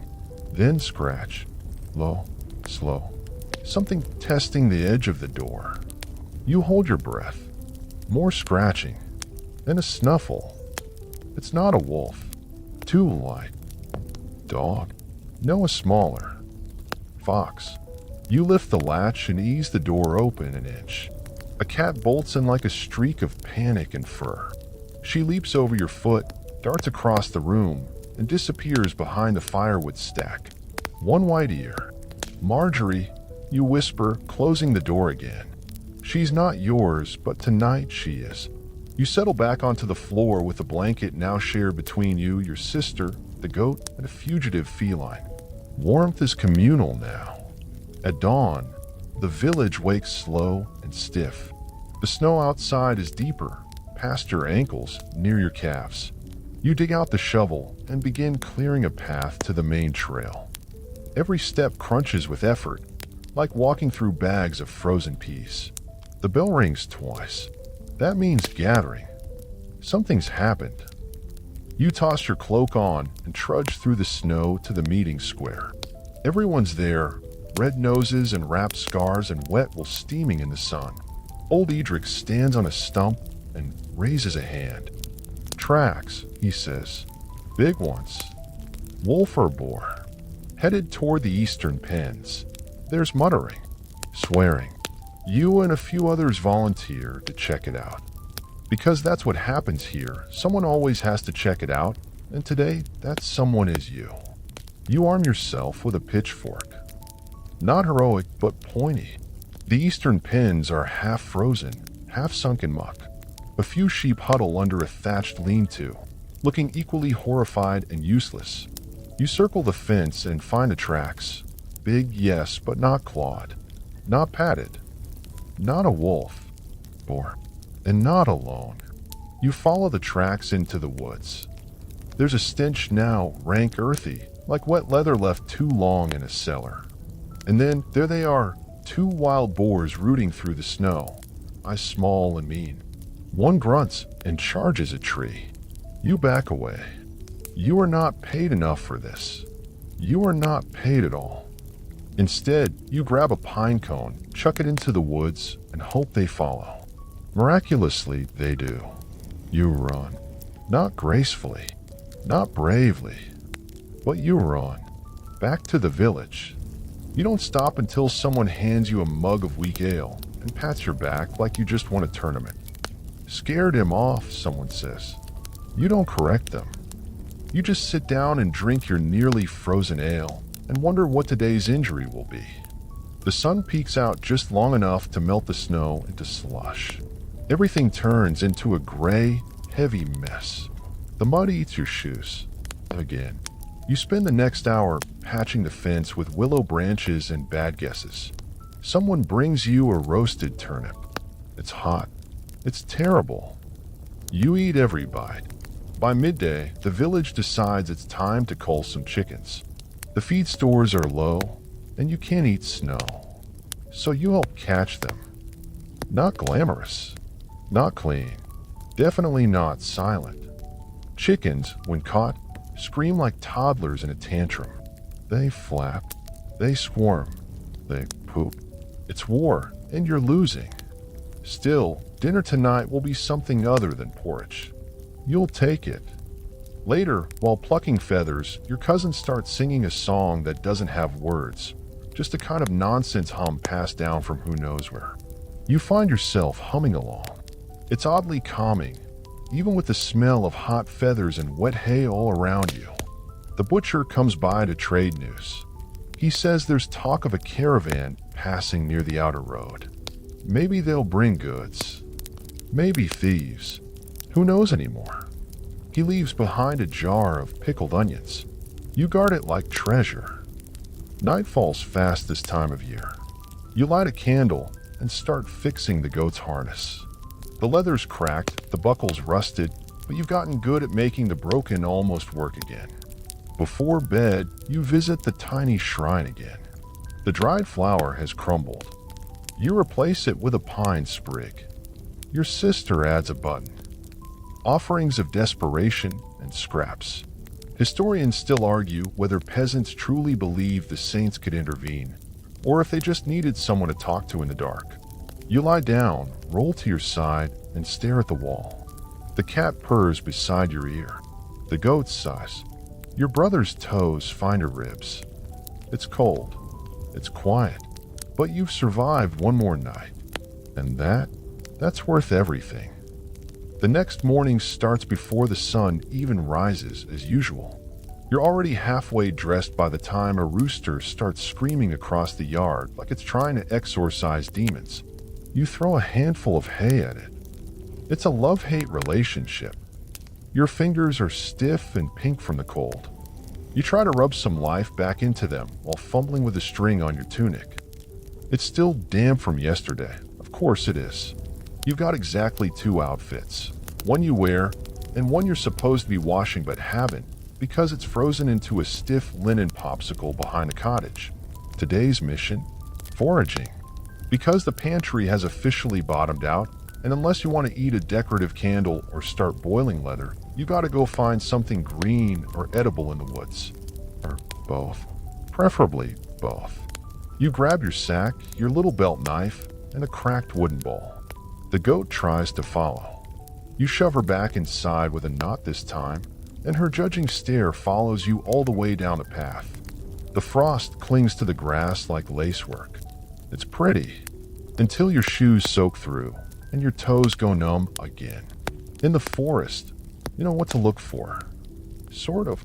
Nettles, painful, but boilable. Mushrooms, tricky, and potentially fatal. Berries, if the birds haven't stolen them all. You dig under a log and find a beetle the size of your thumb. Not food. Probably. You pluck a few limp herbs, scrape off some lichen, and try to feel good about it. A squirrel darts past with a nut twice its size. You wonder if it would trade. As you move deeper into the woods, you come upon a forgotten clearing, half covered in snow. In the center, half-buried stone circle. Moss-covered. Well, probably sacred. Or cursed. Maybe both. You whisper a polite hello to the stones, just in case, and skirt around them. Historians still argue whether peasants in your time genuinely believed in the old forest spirits, or were just terrified enough not to take chances. You're not about to test it. Suddenly a voice. Human. Oh, you nearly jump out of your skin. A lanky boy, maybe 12, emerges from behind a tree, holding a net and grinning like he's already stolen something. He nods at your sack. Find anything good? You hold it up. Maybe soup. He laughs. Same. You end up foraging together for a bit. He shows you where to find wild garlic. You teach him how to peel bark for tea. It's a weird friendship built on desperation and mutual frostbite. You head back before dusk. The trees begin to hum when the wind picks up. Not a sound exactly, more like the woods inhaling. And you hurry, because no one wants to be out here after dark, even if you don't believe in ghosts. Back at the village, the stew pot is already bubbling. You dump your finds into the mix, and no one asks what they are. That's how you know it's truly winter. Dinner is hot, bland, kind of slimy, and you eat every bite with the hunger of someone who's licked candle wax before. Later, in the warmth of the cottage, and by warmth, we mean slightly less frigid corner near the fire, you and your brother play a dice game using beans. The loser has to feed the chickens in the morning. The winner has to pretend to be happy about it. Someone starts singing. A low, slow tune about a knight who turned into a frog. Or maybe a frog who married a princess. Hard to tell. The lyrics change every time someone forgets the next verse. Your father tells a story about a blizzard so bad it buried a church. Your mother adds that she once saw icicles inside a house. You all gasp appropriately. It's not just entertainment. It's survival stories that remind you you've made it one more day. Before bed, you check the roof again. Still dripping in the pantry corner. You set a bowl underneath to catch the leak. It's already half full. The candle flickers low. You extinguish it with a pinch and a whisper, the same way your grandmother taught you. Snuff it soft so the light returns. You burrow under the scratchy blanket. The cat has vanished again, probably to haunt someone else's barn. The goat is chewing cud in her sleep. And your brother, true to his word, is already snoring. Outside, the wind howls again. But you're safe. For now. Tomorrow, you'll do it all over again, because you have to. Because the cold never quits, and neither can you. Morning again. Though calling it morning feels generous, since the sky is still a solid gray, and your breath forms clouds indoors. The fire is dead, of course, and the blanket has migrated halfway across the room, probably thanks to your thrashing brother. You pull it back and wrap yourself like a sad burrito. You're tempted to stay in bed, but the hens are already squawking, and your mother's up clanking pots with a purposeful vengeance that says, if I'm awake, everyone's awake. So you rise, stretch, and immediately whack your elbow on the low beam again. One day you'll remember it's there. Today is not that day. Outside, the frost is thicker than ever, thick enough to crunch under your shoes, which are still damp from yesterday. Your toes are now in open rebellion. Time for the morning routine. Step 1, check the animals. Step 2, clean up what the animals did overnight. Step 3, pretend this is fine. You trudge to the coop, arms wrapped tight around yourself, and open the latch. The hens spill out like angry little feathery gremlins. They're offended by everything. The cold, the lateness, your face. You toss them a few handfuls of grain and hope they forgive you. Behind the shed, the pig is snorting into the frozen ground like he's searching for ancient treasure. You refill his water, now a block of ice, and try not to imagine what would happen if he ever got loose. He has the eyes of a creature who remembers war. Your next task is wood. The stack is dangerously low. You grab the small hatchet and head for the nearest tree line, where the deadfall collects. It's backbreaking work, snapping branches, hauling logs, fingers numb and throat raw. You get splinters in weird places. One somehow inside your sleeve. But it's worth it because fire means warmth, and warmth means survival. The fire is your best friend this time of year. Without it, you're basically a meat popsicle wrapped in burlap. Back home, the fire pit is hungry. You kneel down, arrange the twigs just right, say a little prayer to whatever spirits might care, and strike flint. The spark catches on the second try. You feel like a wizard. A freezing, underfed wizard. Once it's crackling, you hover close. Fingers out, eyes watering from the smoke. It's glorious. Your father joins you with a wheeze and a grunt. He's carrying a kettle full of yesterday's soup. It smells like boiled sock and hope. "We'll eat better soon," he mutters, not looking at you. You both know that's probably a lie. But it's the kind of lie you need in winter. As you all huddle for breakfast, the dog, if you can call that flea-ridden mop a dog, parks himself by the fire and growls at the goat, who has no idea what she did. Your mother ladles out breakfast. Gray, lumpy, vaguely warm. You chew slowly. It's not about taste. It's about calories. Enough of them, and you might get through January. Midway through your meal, your uncle bursts in. No knock, just cold air and drama. His face is red, and he's shouting something about a fox in the henhouse.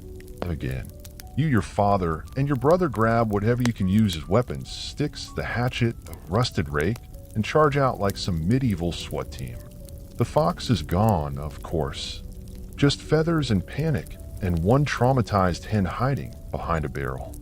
Your uncle curses the heavens, the fox, and possibly your grandmother for not building a better fence. You fix the gap as best you can, hands freezing around rough twine and crooked nails. The hen keeps staring at you like she's blaming you personally. It's going to be a long day. By midday, your fingers are sore, your back aches, and your nose is leaking from both ends. You retreat to the barn just to get out of the wind. Inside, you find your cousin Eric asleep in the hay, using your goat as a pillow. You poke him with your foot. "Get your own barn," you mutter. "Too cold," he says without opening his eyes. "Yours has a goat. Get your own goat." He finally sits up and scratches something that probably is fleas. "Got any bread?" You toss him the last hunk from your pocket, hard as a brick and slightly moldy. He eats it like it's cake. Historians still argue whether medieval peasants had stronger stomachs or just got used to eating actual garbage, you say absently. He snorts. Maybe both. You don't stay in the barn long. It's warmer than outside, sure, but still not warm. The hay's prickly, the smell intense, and you swear something just moved in the corner. Probably just a rat. Probably. You return to the cottage, where your mother is mending socks that will still have holes, and your brother is attempting to fix the bucket with a stick and too much confidence. It's nearly dusk already. The days are short, the nights long, and your bones feel older than your age. You stare at the fire like it holds secrets, wishing you could bottle its heat and take it to bed. Dinner is reheated stew. No one talks much, just chewing, and the occasional grunt of agreement when someone mentions how cold it is. Before bed, you check the shutter. It's still flapping. You wedge a stick to hold it in place. The wind howls like it's trying to come inside.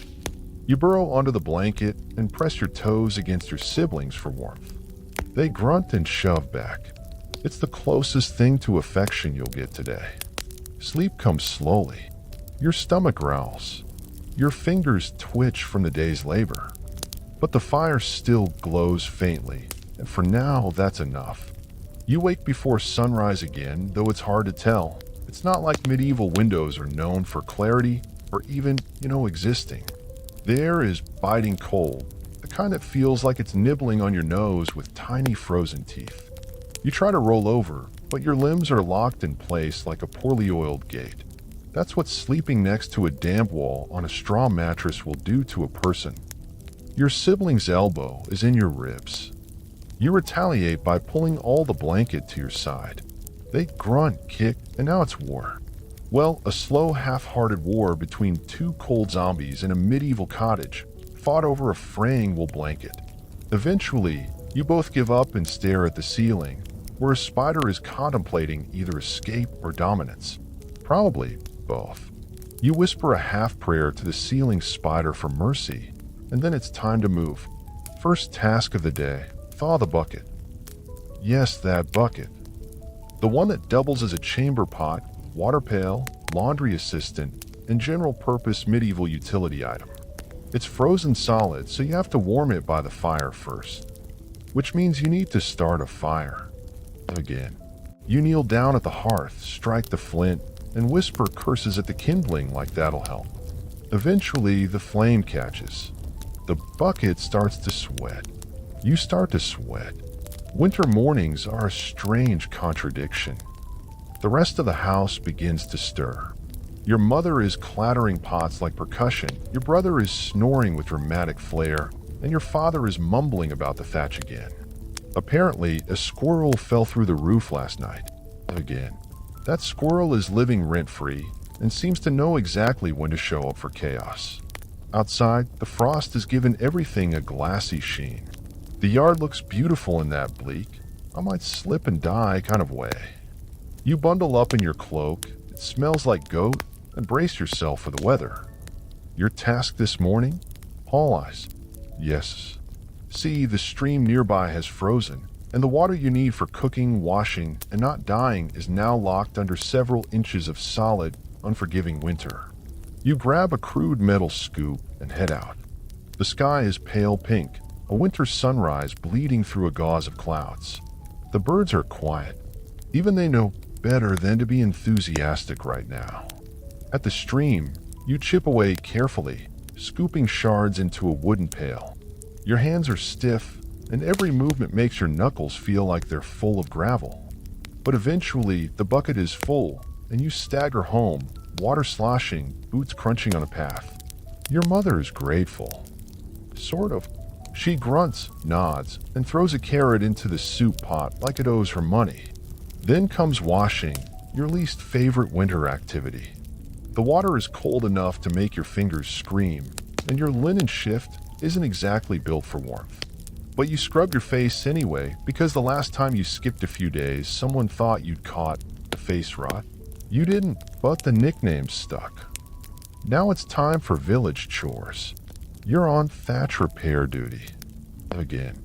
You climb up onto the roof with a bundle of reeds and a sense of existential dread. Every time you do this, your cousin Eric shows up, not to help, but to criticize your technique like he's some kind of medieval Bob Vila. You're doing it wrong, he says. No one else is doing it, you reply. Still wrong. You chuck a handful of reeds at him, which he dodges with all the grace of a bored sheep.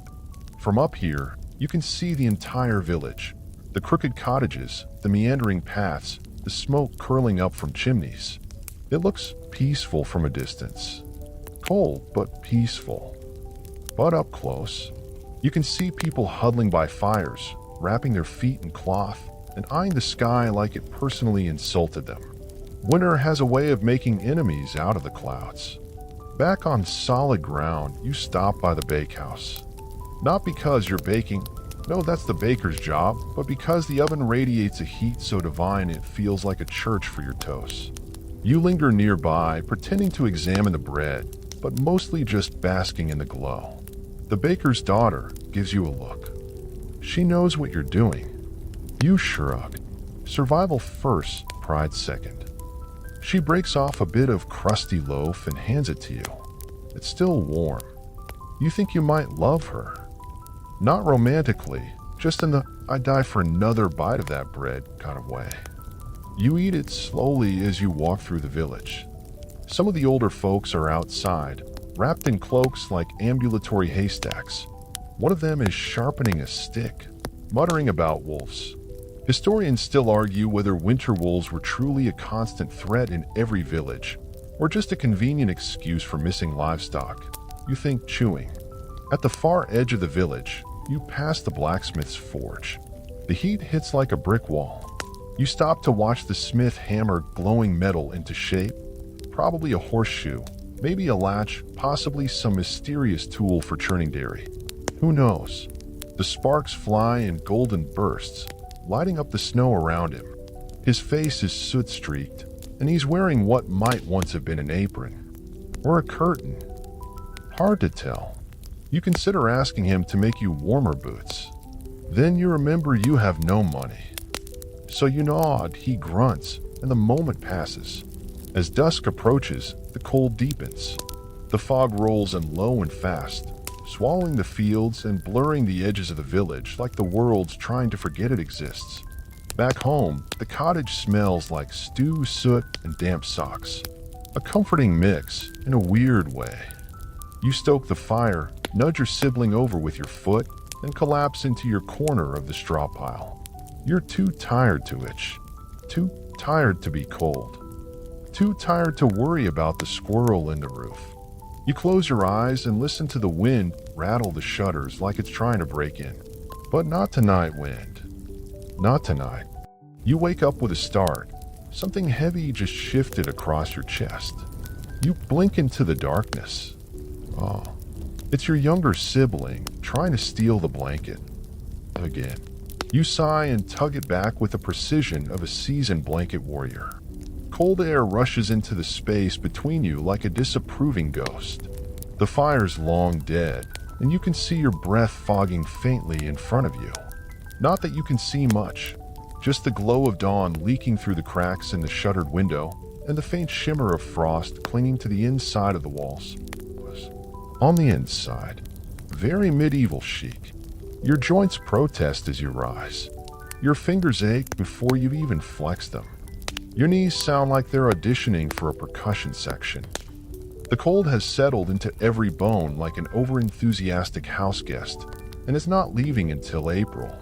Still, you push through it. Because if you don't, well, the goat won't milk herself, the bread won't rise on its own, and if the thatch collapses from frost weight, no one's coming to save you.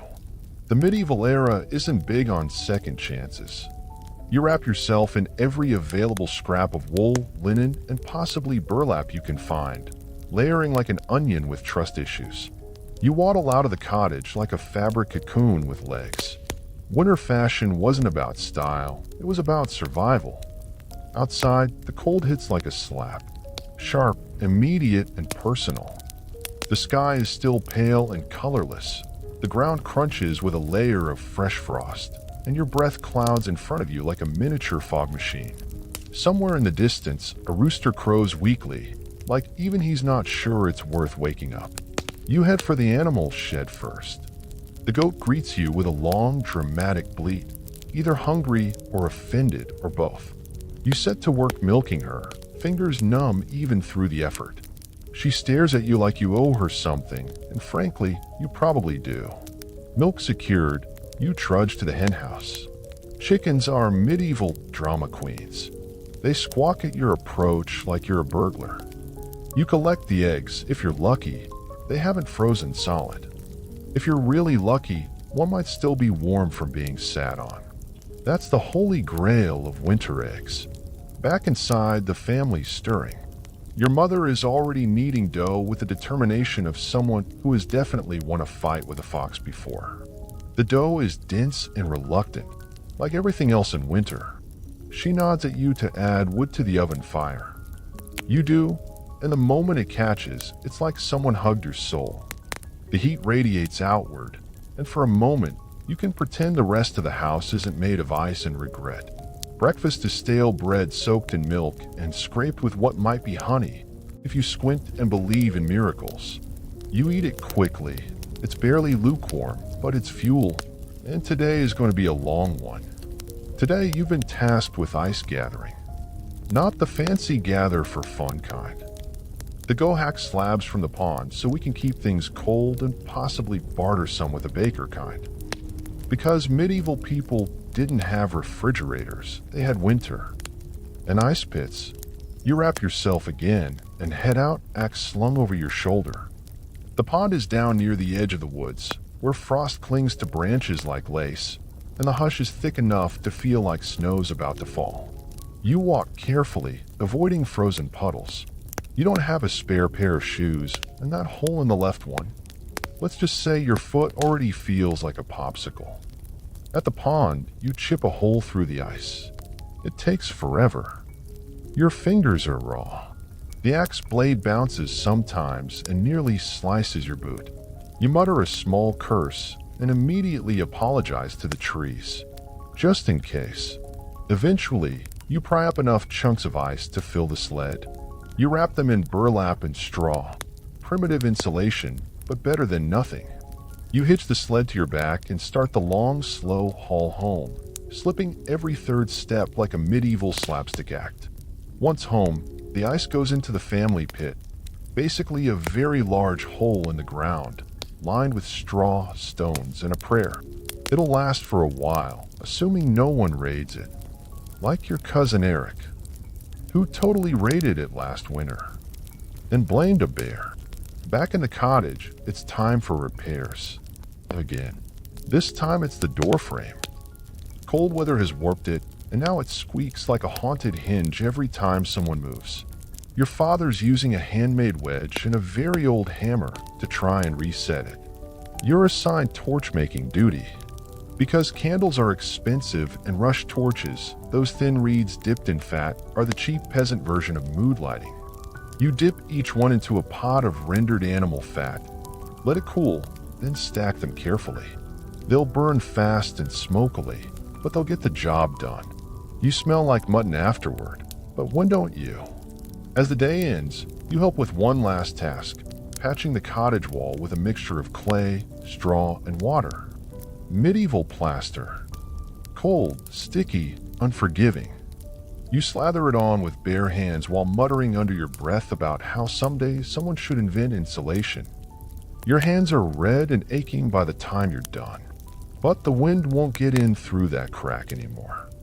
Victory. Dinner is root vegetable stew with a hint of dried herb, possibly thyme, possibly not. Either way, it's hot, and that's what counts. Everyone eats in silence, too tired for talk. The only sound is spoons scraping wooden bowls and the occasional cough. You curl up again under the blanket pile. Your sibling is already asleep, their hand tucked under your arm for warmth. You don't move. It's one of those rare moments of comfort in a world full of discomfort. Outside, the moon rises, pale and cold, over the village. Frost sparkles on the thatch roofs. Somewhere, an owl hoots, low and mournful. And just before you fall asleep, you think, somehow you made it through another freezing medieval day. Barely. But it counts. The next morning starts not with a rooster, but with a draft, one so sharp it practically pokes you awake like a spectral finger. You blink in the dimness, only to find that part of the wall has shifted again. The wind has wormed its way through the wattle and daub, and now it whistles a soft, eerie lullaby meant entirely to mock your attempt at sleep. The fire's dead again, of course. It died hours ago, and no one had the energy to relight it in the dark. Your father's snoring like thunder, your sibling's head is half buried in straw, and you're debating whether frostbite is a valid excuse for just staying in bed until May. But that's not how things work here. The only thing colder than the weather is the disappointment on your mother's face if you slack off. So you groan, roll over, and brace yourself. Another icy morning. Another marathon of not dying. You start with your usual ritual: sock search, goat avoidance, hasty shoe stuffing, and a quick lice check. Congratulations, you won another round of scalp roulette. Still itchy. Still infested. Still alive. Today, you're on fuel duty again. But not just kindling. No, this time it's the real deal, peat. Because when trees are scarce and you're not exactly rolling in coins to buy firewood, peat is your best hope for heat. Sure, it smells a bit like a swamp on fire, but that's just part of the charm. The peat bog is a short walk from the village, shorter if you cut through the frozen cabbage fields, which you do, because you live dangerously. The air is crisp and sharp, the kind that turns your breath into little smoke signals and makes your eyes water for no reason. You trudge along, your nose turning redder by the minute. At the edge of the bog, the ground gives slightly underfoot, wet, springy, and ominous. You grab the peat spade, a weird half-shovel, half-slicer contraption, and start cutting into the earth. Each block comes out dense, soggy, and heavy. You stack them like foul-smelling bricks, knowing they'll need to dry before they're usable. That means hauling them home and spreading them out somewhere semi-sheltered. Your family's front wall, perhaps?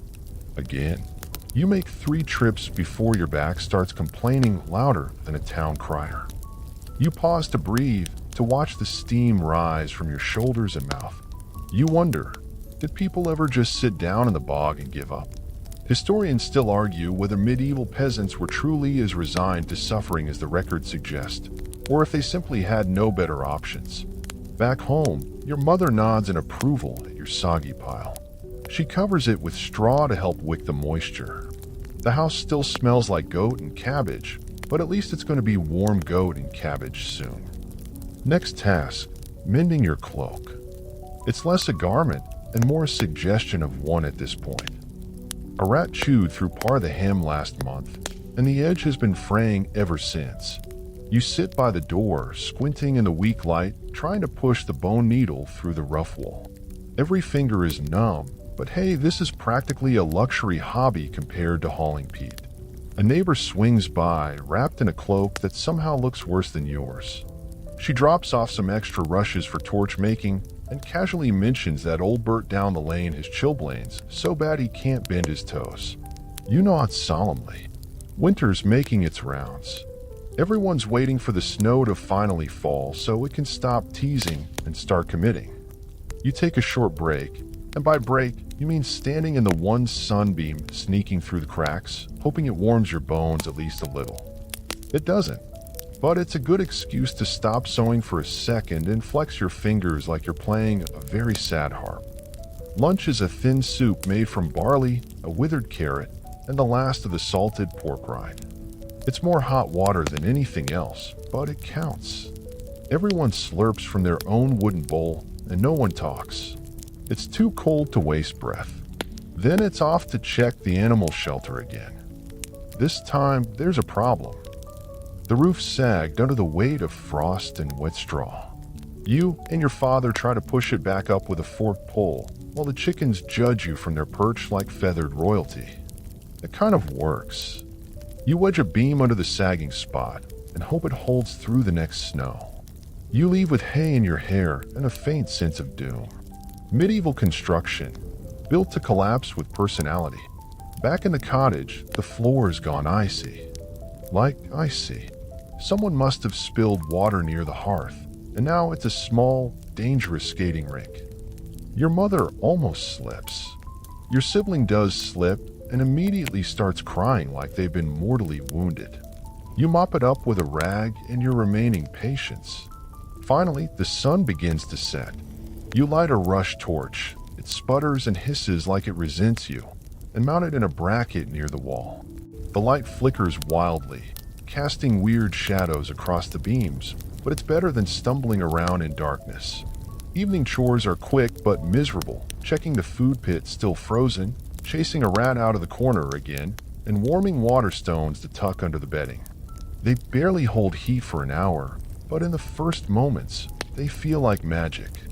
You end the day layered in every scrap of fabric you own, curled in a lump of straw and limbs. The torch is nearly out. The wind whistles through the patched-up wall again. Your breath fogs the air, and your nose is a little icicle. Still, you made it. Another day. Another battle won against the medieval winter. Tomorrow? Tomorrow might be colder. But that's a problem for future you. Tonight, just try not to kick off the blanket. You wake with a grunt, one leg tangled in scratchy wool, the other flailing to find warmth where there is none. Morning has come again, not with a sunrise, but with a slow blue-gray crawl of light through the cracks in the wall. You take one breath and instantly regret it. The air is wet and metallic, thick with smoke and the faint trace of mildew. Another frosty start. Your first sensation is a painfully cold nose. Your second is the realization that someone, probably your younger sibling, stole the warmer end of the blanket again. You sit up and immediately hunch down, pulling your cloak tighter. The hearth is nothing but a dull circle of ash. You consider reigniting it, but know what that involves. Gathering twigs with numb fingers, blowing on stubborn coals until your face is covered in soot, and praying the smoke goes up through the roof hole and not directly into your lungs. Outside, it snowed. Not a gentle storybook snow, but the kind that crusts the earth in a thick slab and turns every task into an exhausting, wet ordeal. The thatched roof above you groans under the weight, and you cross your fingers that the beams don't pick today to give up. Before breakfast, it's time to check the water barrels. Because nature's cruel like that, water everywhere, but all of it frozen solid.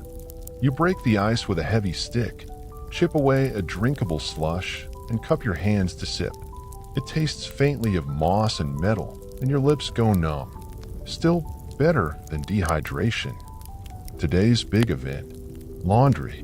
And by event, you mean suffering. No detergent, no electric wringer, no dryer. Just icy water in a wooden trough, a lumpy block of lye soap, and hours of scrubbing. Laundry wasn't a weekly chore. It was a punishment reserved for the most desperate moments, when clothing started walking around on its own. You bundle the family's tunics, shifts, and underthings into a pile and trudge to the stream. That's right, your water source isn't even at home. It's half a mile away, down a path that's now a slippery, muddy, root-laced trap. You nearly fall twice, and once a branch slaps you in the face like nature saying, "Stay home next time, fool." The stream is half frozen, a wide ribbon of slush with sharp rocks poking through. You kneel by the edge, wedge the garments under a rock, and begin to scrub. Your hands go red, then purple, then ghost white. You can't feel your fingers after 5 minutes, but the lye soap stings enough to remind you you're alive. The smell of the clothes is concerning, like onions left in a cellar with a dead rat. Still, the motions are soothing in a way. Back and forth. Beat the cloth against a stone. Rinse. Repeat. You think about how peasants often only owned 1 or 2 sets of clothes, and now you understand why. Not for fashion reasons, just pure survival. Historians still argue whether seasonal wardrobe rotation existed at all for the lower classes, or if people just layered until the stench carried them away. You finally finish and drag the wet bundle back, arms aching. Then it's the fun part, hanging the garments in a room with no sun and no airflow. You string a rope near the hearth, which has since been revived into a timid little fire, and drape everything above it. In theory, the warmth will dry the clothes. In reality, they'll probably stay damp until spring. Lunch today is barley porridge again, with a few dried apple slices tossed in like a festival offering. You eat slowly, savoring the illusion of sweetness. Your mother looks tired. Your father's fingers are swollen, chilblains most likely. Your siblings are arguing in whispers over who gets the better blanket tonight. The rest of the day is spent patching shoes. Again, leather doesn't hold up well when it's constantly wet. The seams crack, the soles thin, and if you're really unlucky, the entire toe cap disappears somewhere in the bog. You use a bone awl to poke new holes and thread them with coarse flax thread soaked in grease. The result? Ugly, but effective. Kind of like you. Later, a neighbor stops by, asking for help reinforcing his roof beams. In the medieval world, mutual aid wasn't optional, it was survival. You grab a mallet and head over, fingers still stiff. His cottage smells exactly like yours, a blend of soot, animal, and desperation. But there's warmth in the shared labor. Jokes passed between hammer blows. Complaints about the wind. Stories about a nearby village where someone saw a comet and took it as an omen of doom. Classic. You get paid in turnips. It's not glamorous, but it's food. And the neighbor promises to help your family with hay cutting come spring. That's how currency works here. Favors and root vegetables. As night creeps in, the wind picks up again. You help board up the worst of the cracks in the wall, stuffing them with straw dipped in mud. It's not perfect. It's not even good, but it'll hold for another night. Dinner is a stew of roots and beans, thickened with yesterday's porridge leftovers. You eat in silence, listening to the wind scrape against the cottage walls like a giant sharpening its claws. You crawl into bed, your freshly washed tunic still a little damp, but cleaner than usual. The straw pokes your back, but your limbs are heavy with fatigue.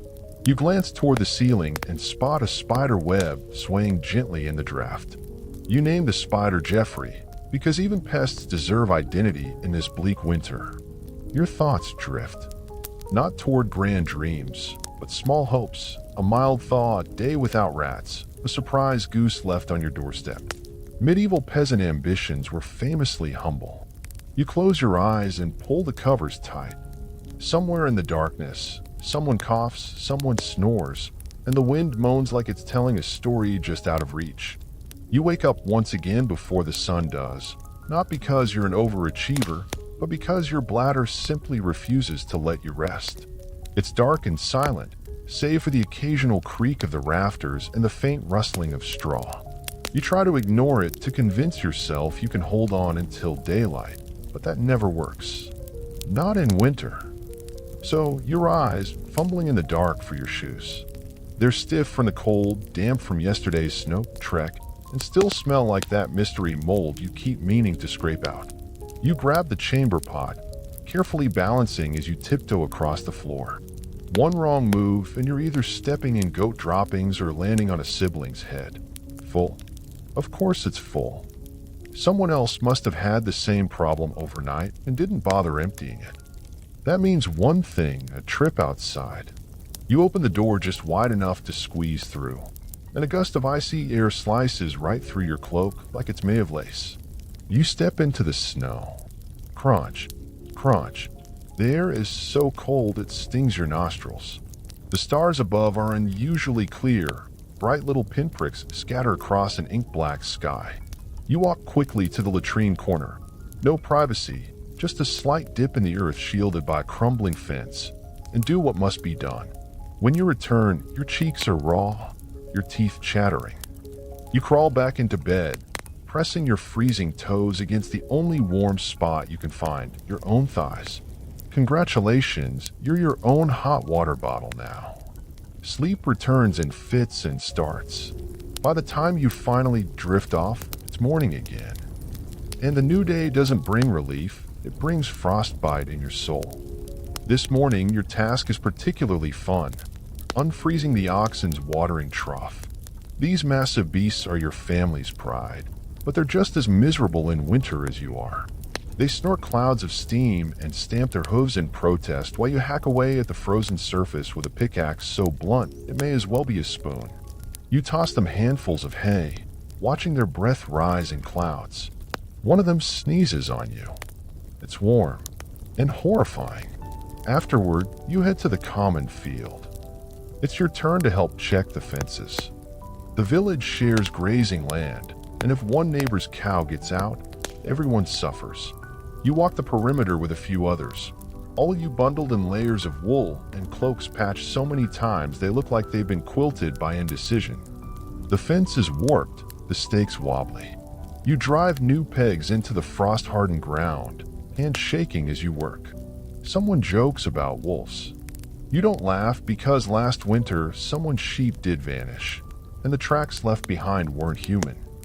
Historians still argue whether wolves posed a serious threat to medieval settlements, or if their menace has been exaggerated by folklore. But standing here, with fog rising through the trees and your only weapon a stick with a nail in it, you vote menace. The rest of the morning is spent helping to chop wood. It's a rare sunny day, so everyone's trying to get ahead. You take turns swinging the axe, splitting logs that will hopefully last through another week. Each thunk of wood is a victory. Each splinter in your hand, a badge of honor. By midday, you're exhausted and soaked in sweat, which freezes instantly on your back as soon as you stop moving. Congratulations, you've now achieved the medieval trifecta. Tired, wet, and itchy. Lunchtime again. This time it's pottage, a stew made from anything that didn't rot in storage. Today's flavor? Cabbage and mystery bean. You tear off a hunk of hard rye bread to go with it. It tastes like it was baked in a clay helmet. Still, it fills your belly, which is more than some get. You sit with others by the hearth, sharing silence, occasionally murmuring about weather signs, how thick the animal coats are, how the birds flew unusually low yesterday. Folk wisdom is the only meteorology you've got, and sometimes it's surprisingly accurate. You nod along when someone mentions the dogs barking at nothing last night. Bad sign. Later, you're sent to gather firewood with your cousin. The woods are quiet, the snow muffling every step. You carry bundles of sticks tied with rope across your back, slipping occasionally on hidden ice. You whisper to each other because the forest always feels like it's listening. You pause at the edge of the clearing to take a breath. For just a moment, the silence is peaceful. Then you hear something rustle in the underbrush. You freeze. It's probably just a rabbit. Probably. Still, you both agree it's time to go. Back at the cottage, the fire is roaring again. Everyone gathers close, soaking in the warmth like lizards on a rock. A neighbor brings news someone's child came down with a fever. Again, the village healer was called, but there's not much she can do beyond leeches, willow bark, and prayers. You're reminded how fragile everything is here. One chill too deep, one cough too long, and someone disappears. Just like that. The saints on the wall stare blankly. You light a little stub of tallow candle for protection. Not because you think it works, but because not doing it feels worse. That night, as you tuck into your heap of straw and cloth scraps, you can't help but notice the wind has changed. It whistles through the rafters with a high, mournful sound. Colder, sharper, like the season itself has teeth. You press your hands beneath your arms, curl tight, and pull the blanket over your head. You're still cold. You're always cold. But you're used to it now. You wake to darkness and silence, but not the comforting kind. No rooster crows, no distant clatter of morning chores. Instead, the cold is so sharp it feels like a warning, like the air itself is holding its breath. You blink a few times before realizing your breath is visible inside the cottage. This is the kind of cold that creeps under doors, slips through the thatch, and lingers in your bones. You curl up tighter, but it doesn't help. The blanket may as well be a wet napkin. Even the goat, usually a source of warmth and attitude, has buried herself so deep in the straw you can't find her head. Your joints ache as you sit up. Every part of your body complains. You know this is going to be one of those days when the sun never quite rises and your fingers never quite thaw. You push aside the blanket and immediately regret it. The air bites you. The fire's gone out again. No surprise there. It takes only hours for the embers to fade completely, especially when damp wood refuses to catch. You poke around with a stick and find nothing but gray ash. Time to start from scratch. You reach for the fire steel and flint, hands trembling as you strike spark after spark into the damp kindling. It takes forever. Your fingers are too numb to aim well, and the moss is wet again. After what feels like half a lifetime, a spark finally catches. A whisper of smoke. A tiny glow. You feed it gently, whispering to it like it's a baby bird. More dried moss. A sliver of bark. Finally a flame. You cup your hands around it, praying the draft doesn't kill it before it grows. It doesn't. A miracle. The warmth is pitiful at first, barely enough to toast your palm. But it grows. It always does if you're patient. Fire is one of the few things in this world that rewards patience. You add twigs, then small branches. The orange glow begins to flicker across the soot-stained walls. Everyone else is still asleep, which is fine. You don't need an audience for your triumph. Your breath is less visible now. That's something. Breakfast is another affair entirely. The stew pot has frozen solid. You bang it against the stone to loosen it, then chip out enough of the icy mass to drop into a smaller pot over the fire. Eventually, it melts back into a grayish slop. Still tastes like turnips and old salt. But at least it's warm now. You slurp it down and try not to think too hard about what's floating in it. Outside, snow has covered everything. Not the fluffy postcard kind. This snow is heavy, wet, and crusted with ice on top. It makes walking a dangerous game. You've twisted your ankle on this stuff before, and you're still recovering from the bruising. Your job today is ice clearing. The well has frozen over again, and if the village can't break through, no one gets water. You trudge toward it with a group of neighbors, all of you wrapped in as many layers as you can manage. Someone's wearing 2 cloaks sewn together. Another has tied bits of fur around their boots with string. You take turns hammering at the ice with iron tools that were probably last sharpened in your grandfather's time. The sound echoes across the still morning. The crack of ice. The occasional grunt. No one talks much. You're all saving your breath, literally. It's too cold to waste on words. Eventually, the surface gives way with a satisfying crack, and water sloshes up like a creature waking from hibernation. Everyone cheers quietly. You fill buckets, careful not to spill any. Every drop matters. Back home, the animals need tending. The goat is refusing to eat. Again. You coax her with dried herbs, pat her side, and whisper promises you probably can't keep. She eventually nibbles, and you sigh in relief. You need her. Not just for milk, but for company. You head to the henhouse next. It's more of a leaning shack, barely upright. One of the hens has frozen solid overnight. You remove her with quiet respect and add her to the food pile. No waste, ever. Inside again, your family is finally stirring. Your mother's coughing, a deep, wet sound that makes everyone freeze. She waves it off, says she's fine. But you know that cough. You've heard it before. It's the kind that lingers. You light a candle near the shrine and press a piece of dried lavender beside it. It's a small offering, but it's all you have. Historians still argue whether medieval folk truly believed in saintly miracles or just needed something to hold on to during the dark. You're not sure either. But it feels better to believe than not. The sky outside never really lightens. It stays a flat, pale gray, like the world has been put under a wool blanket. The air feels thick. Someone says snow's coming again. You believe it. Your bones believe it more. Afternoon chores include patching the roof again. A section of thatch gave way in a wind, and now you've got a soggy floor and a slow leak over your sleeping spot. You climb onto the ladder with a bundle of reeds and frozen fingers, trying not to slip and join the chickens in the yard. Each repair is an act of stubbornness. The house sags.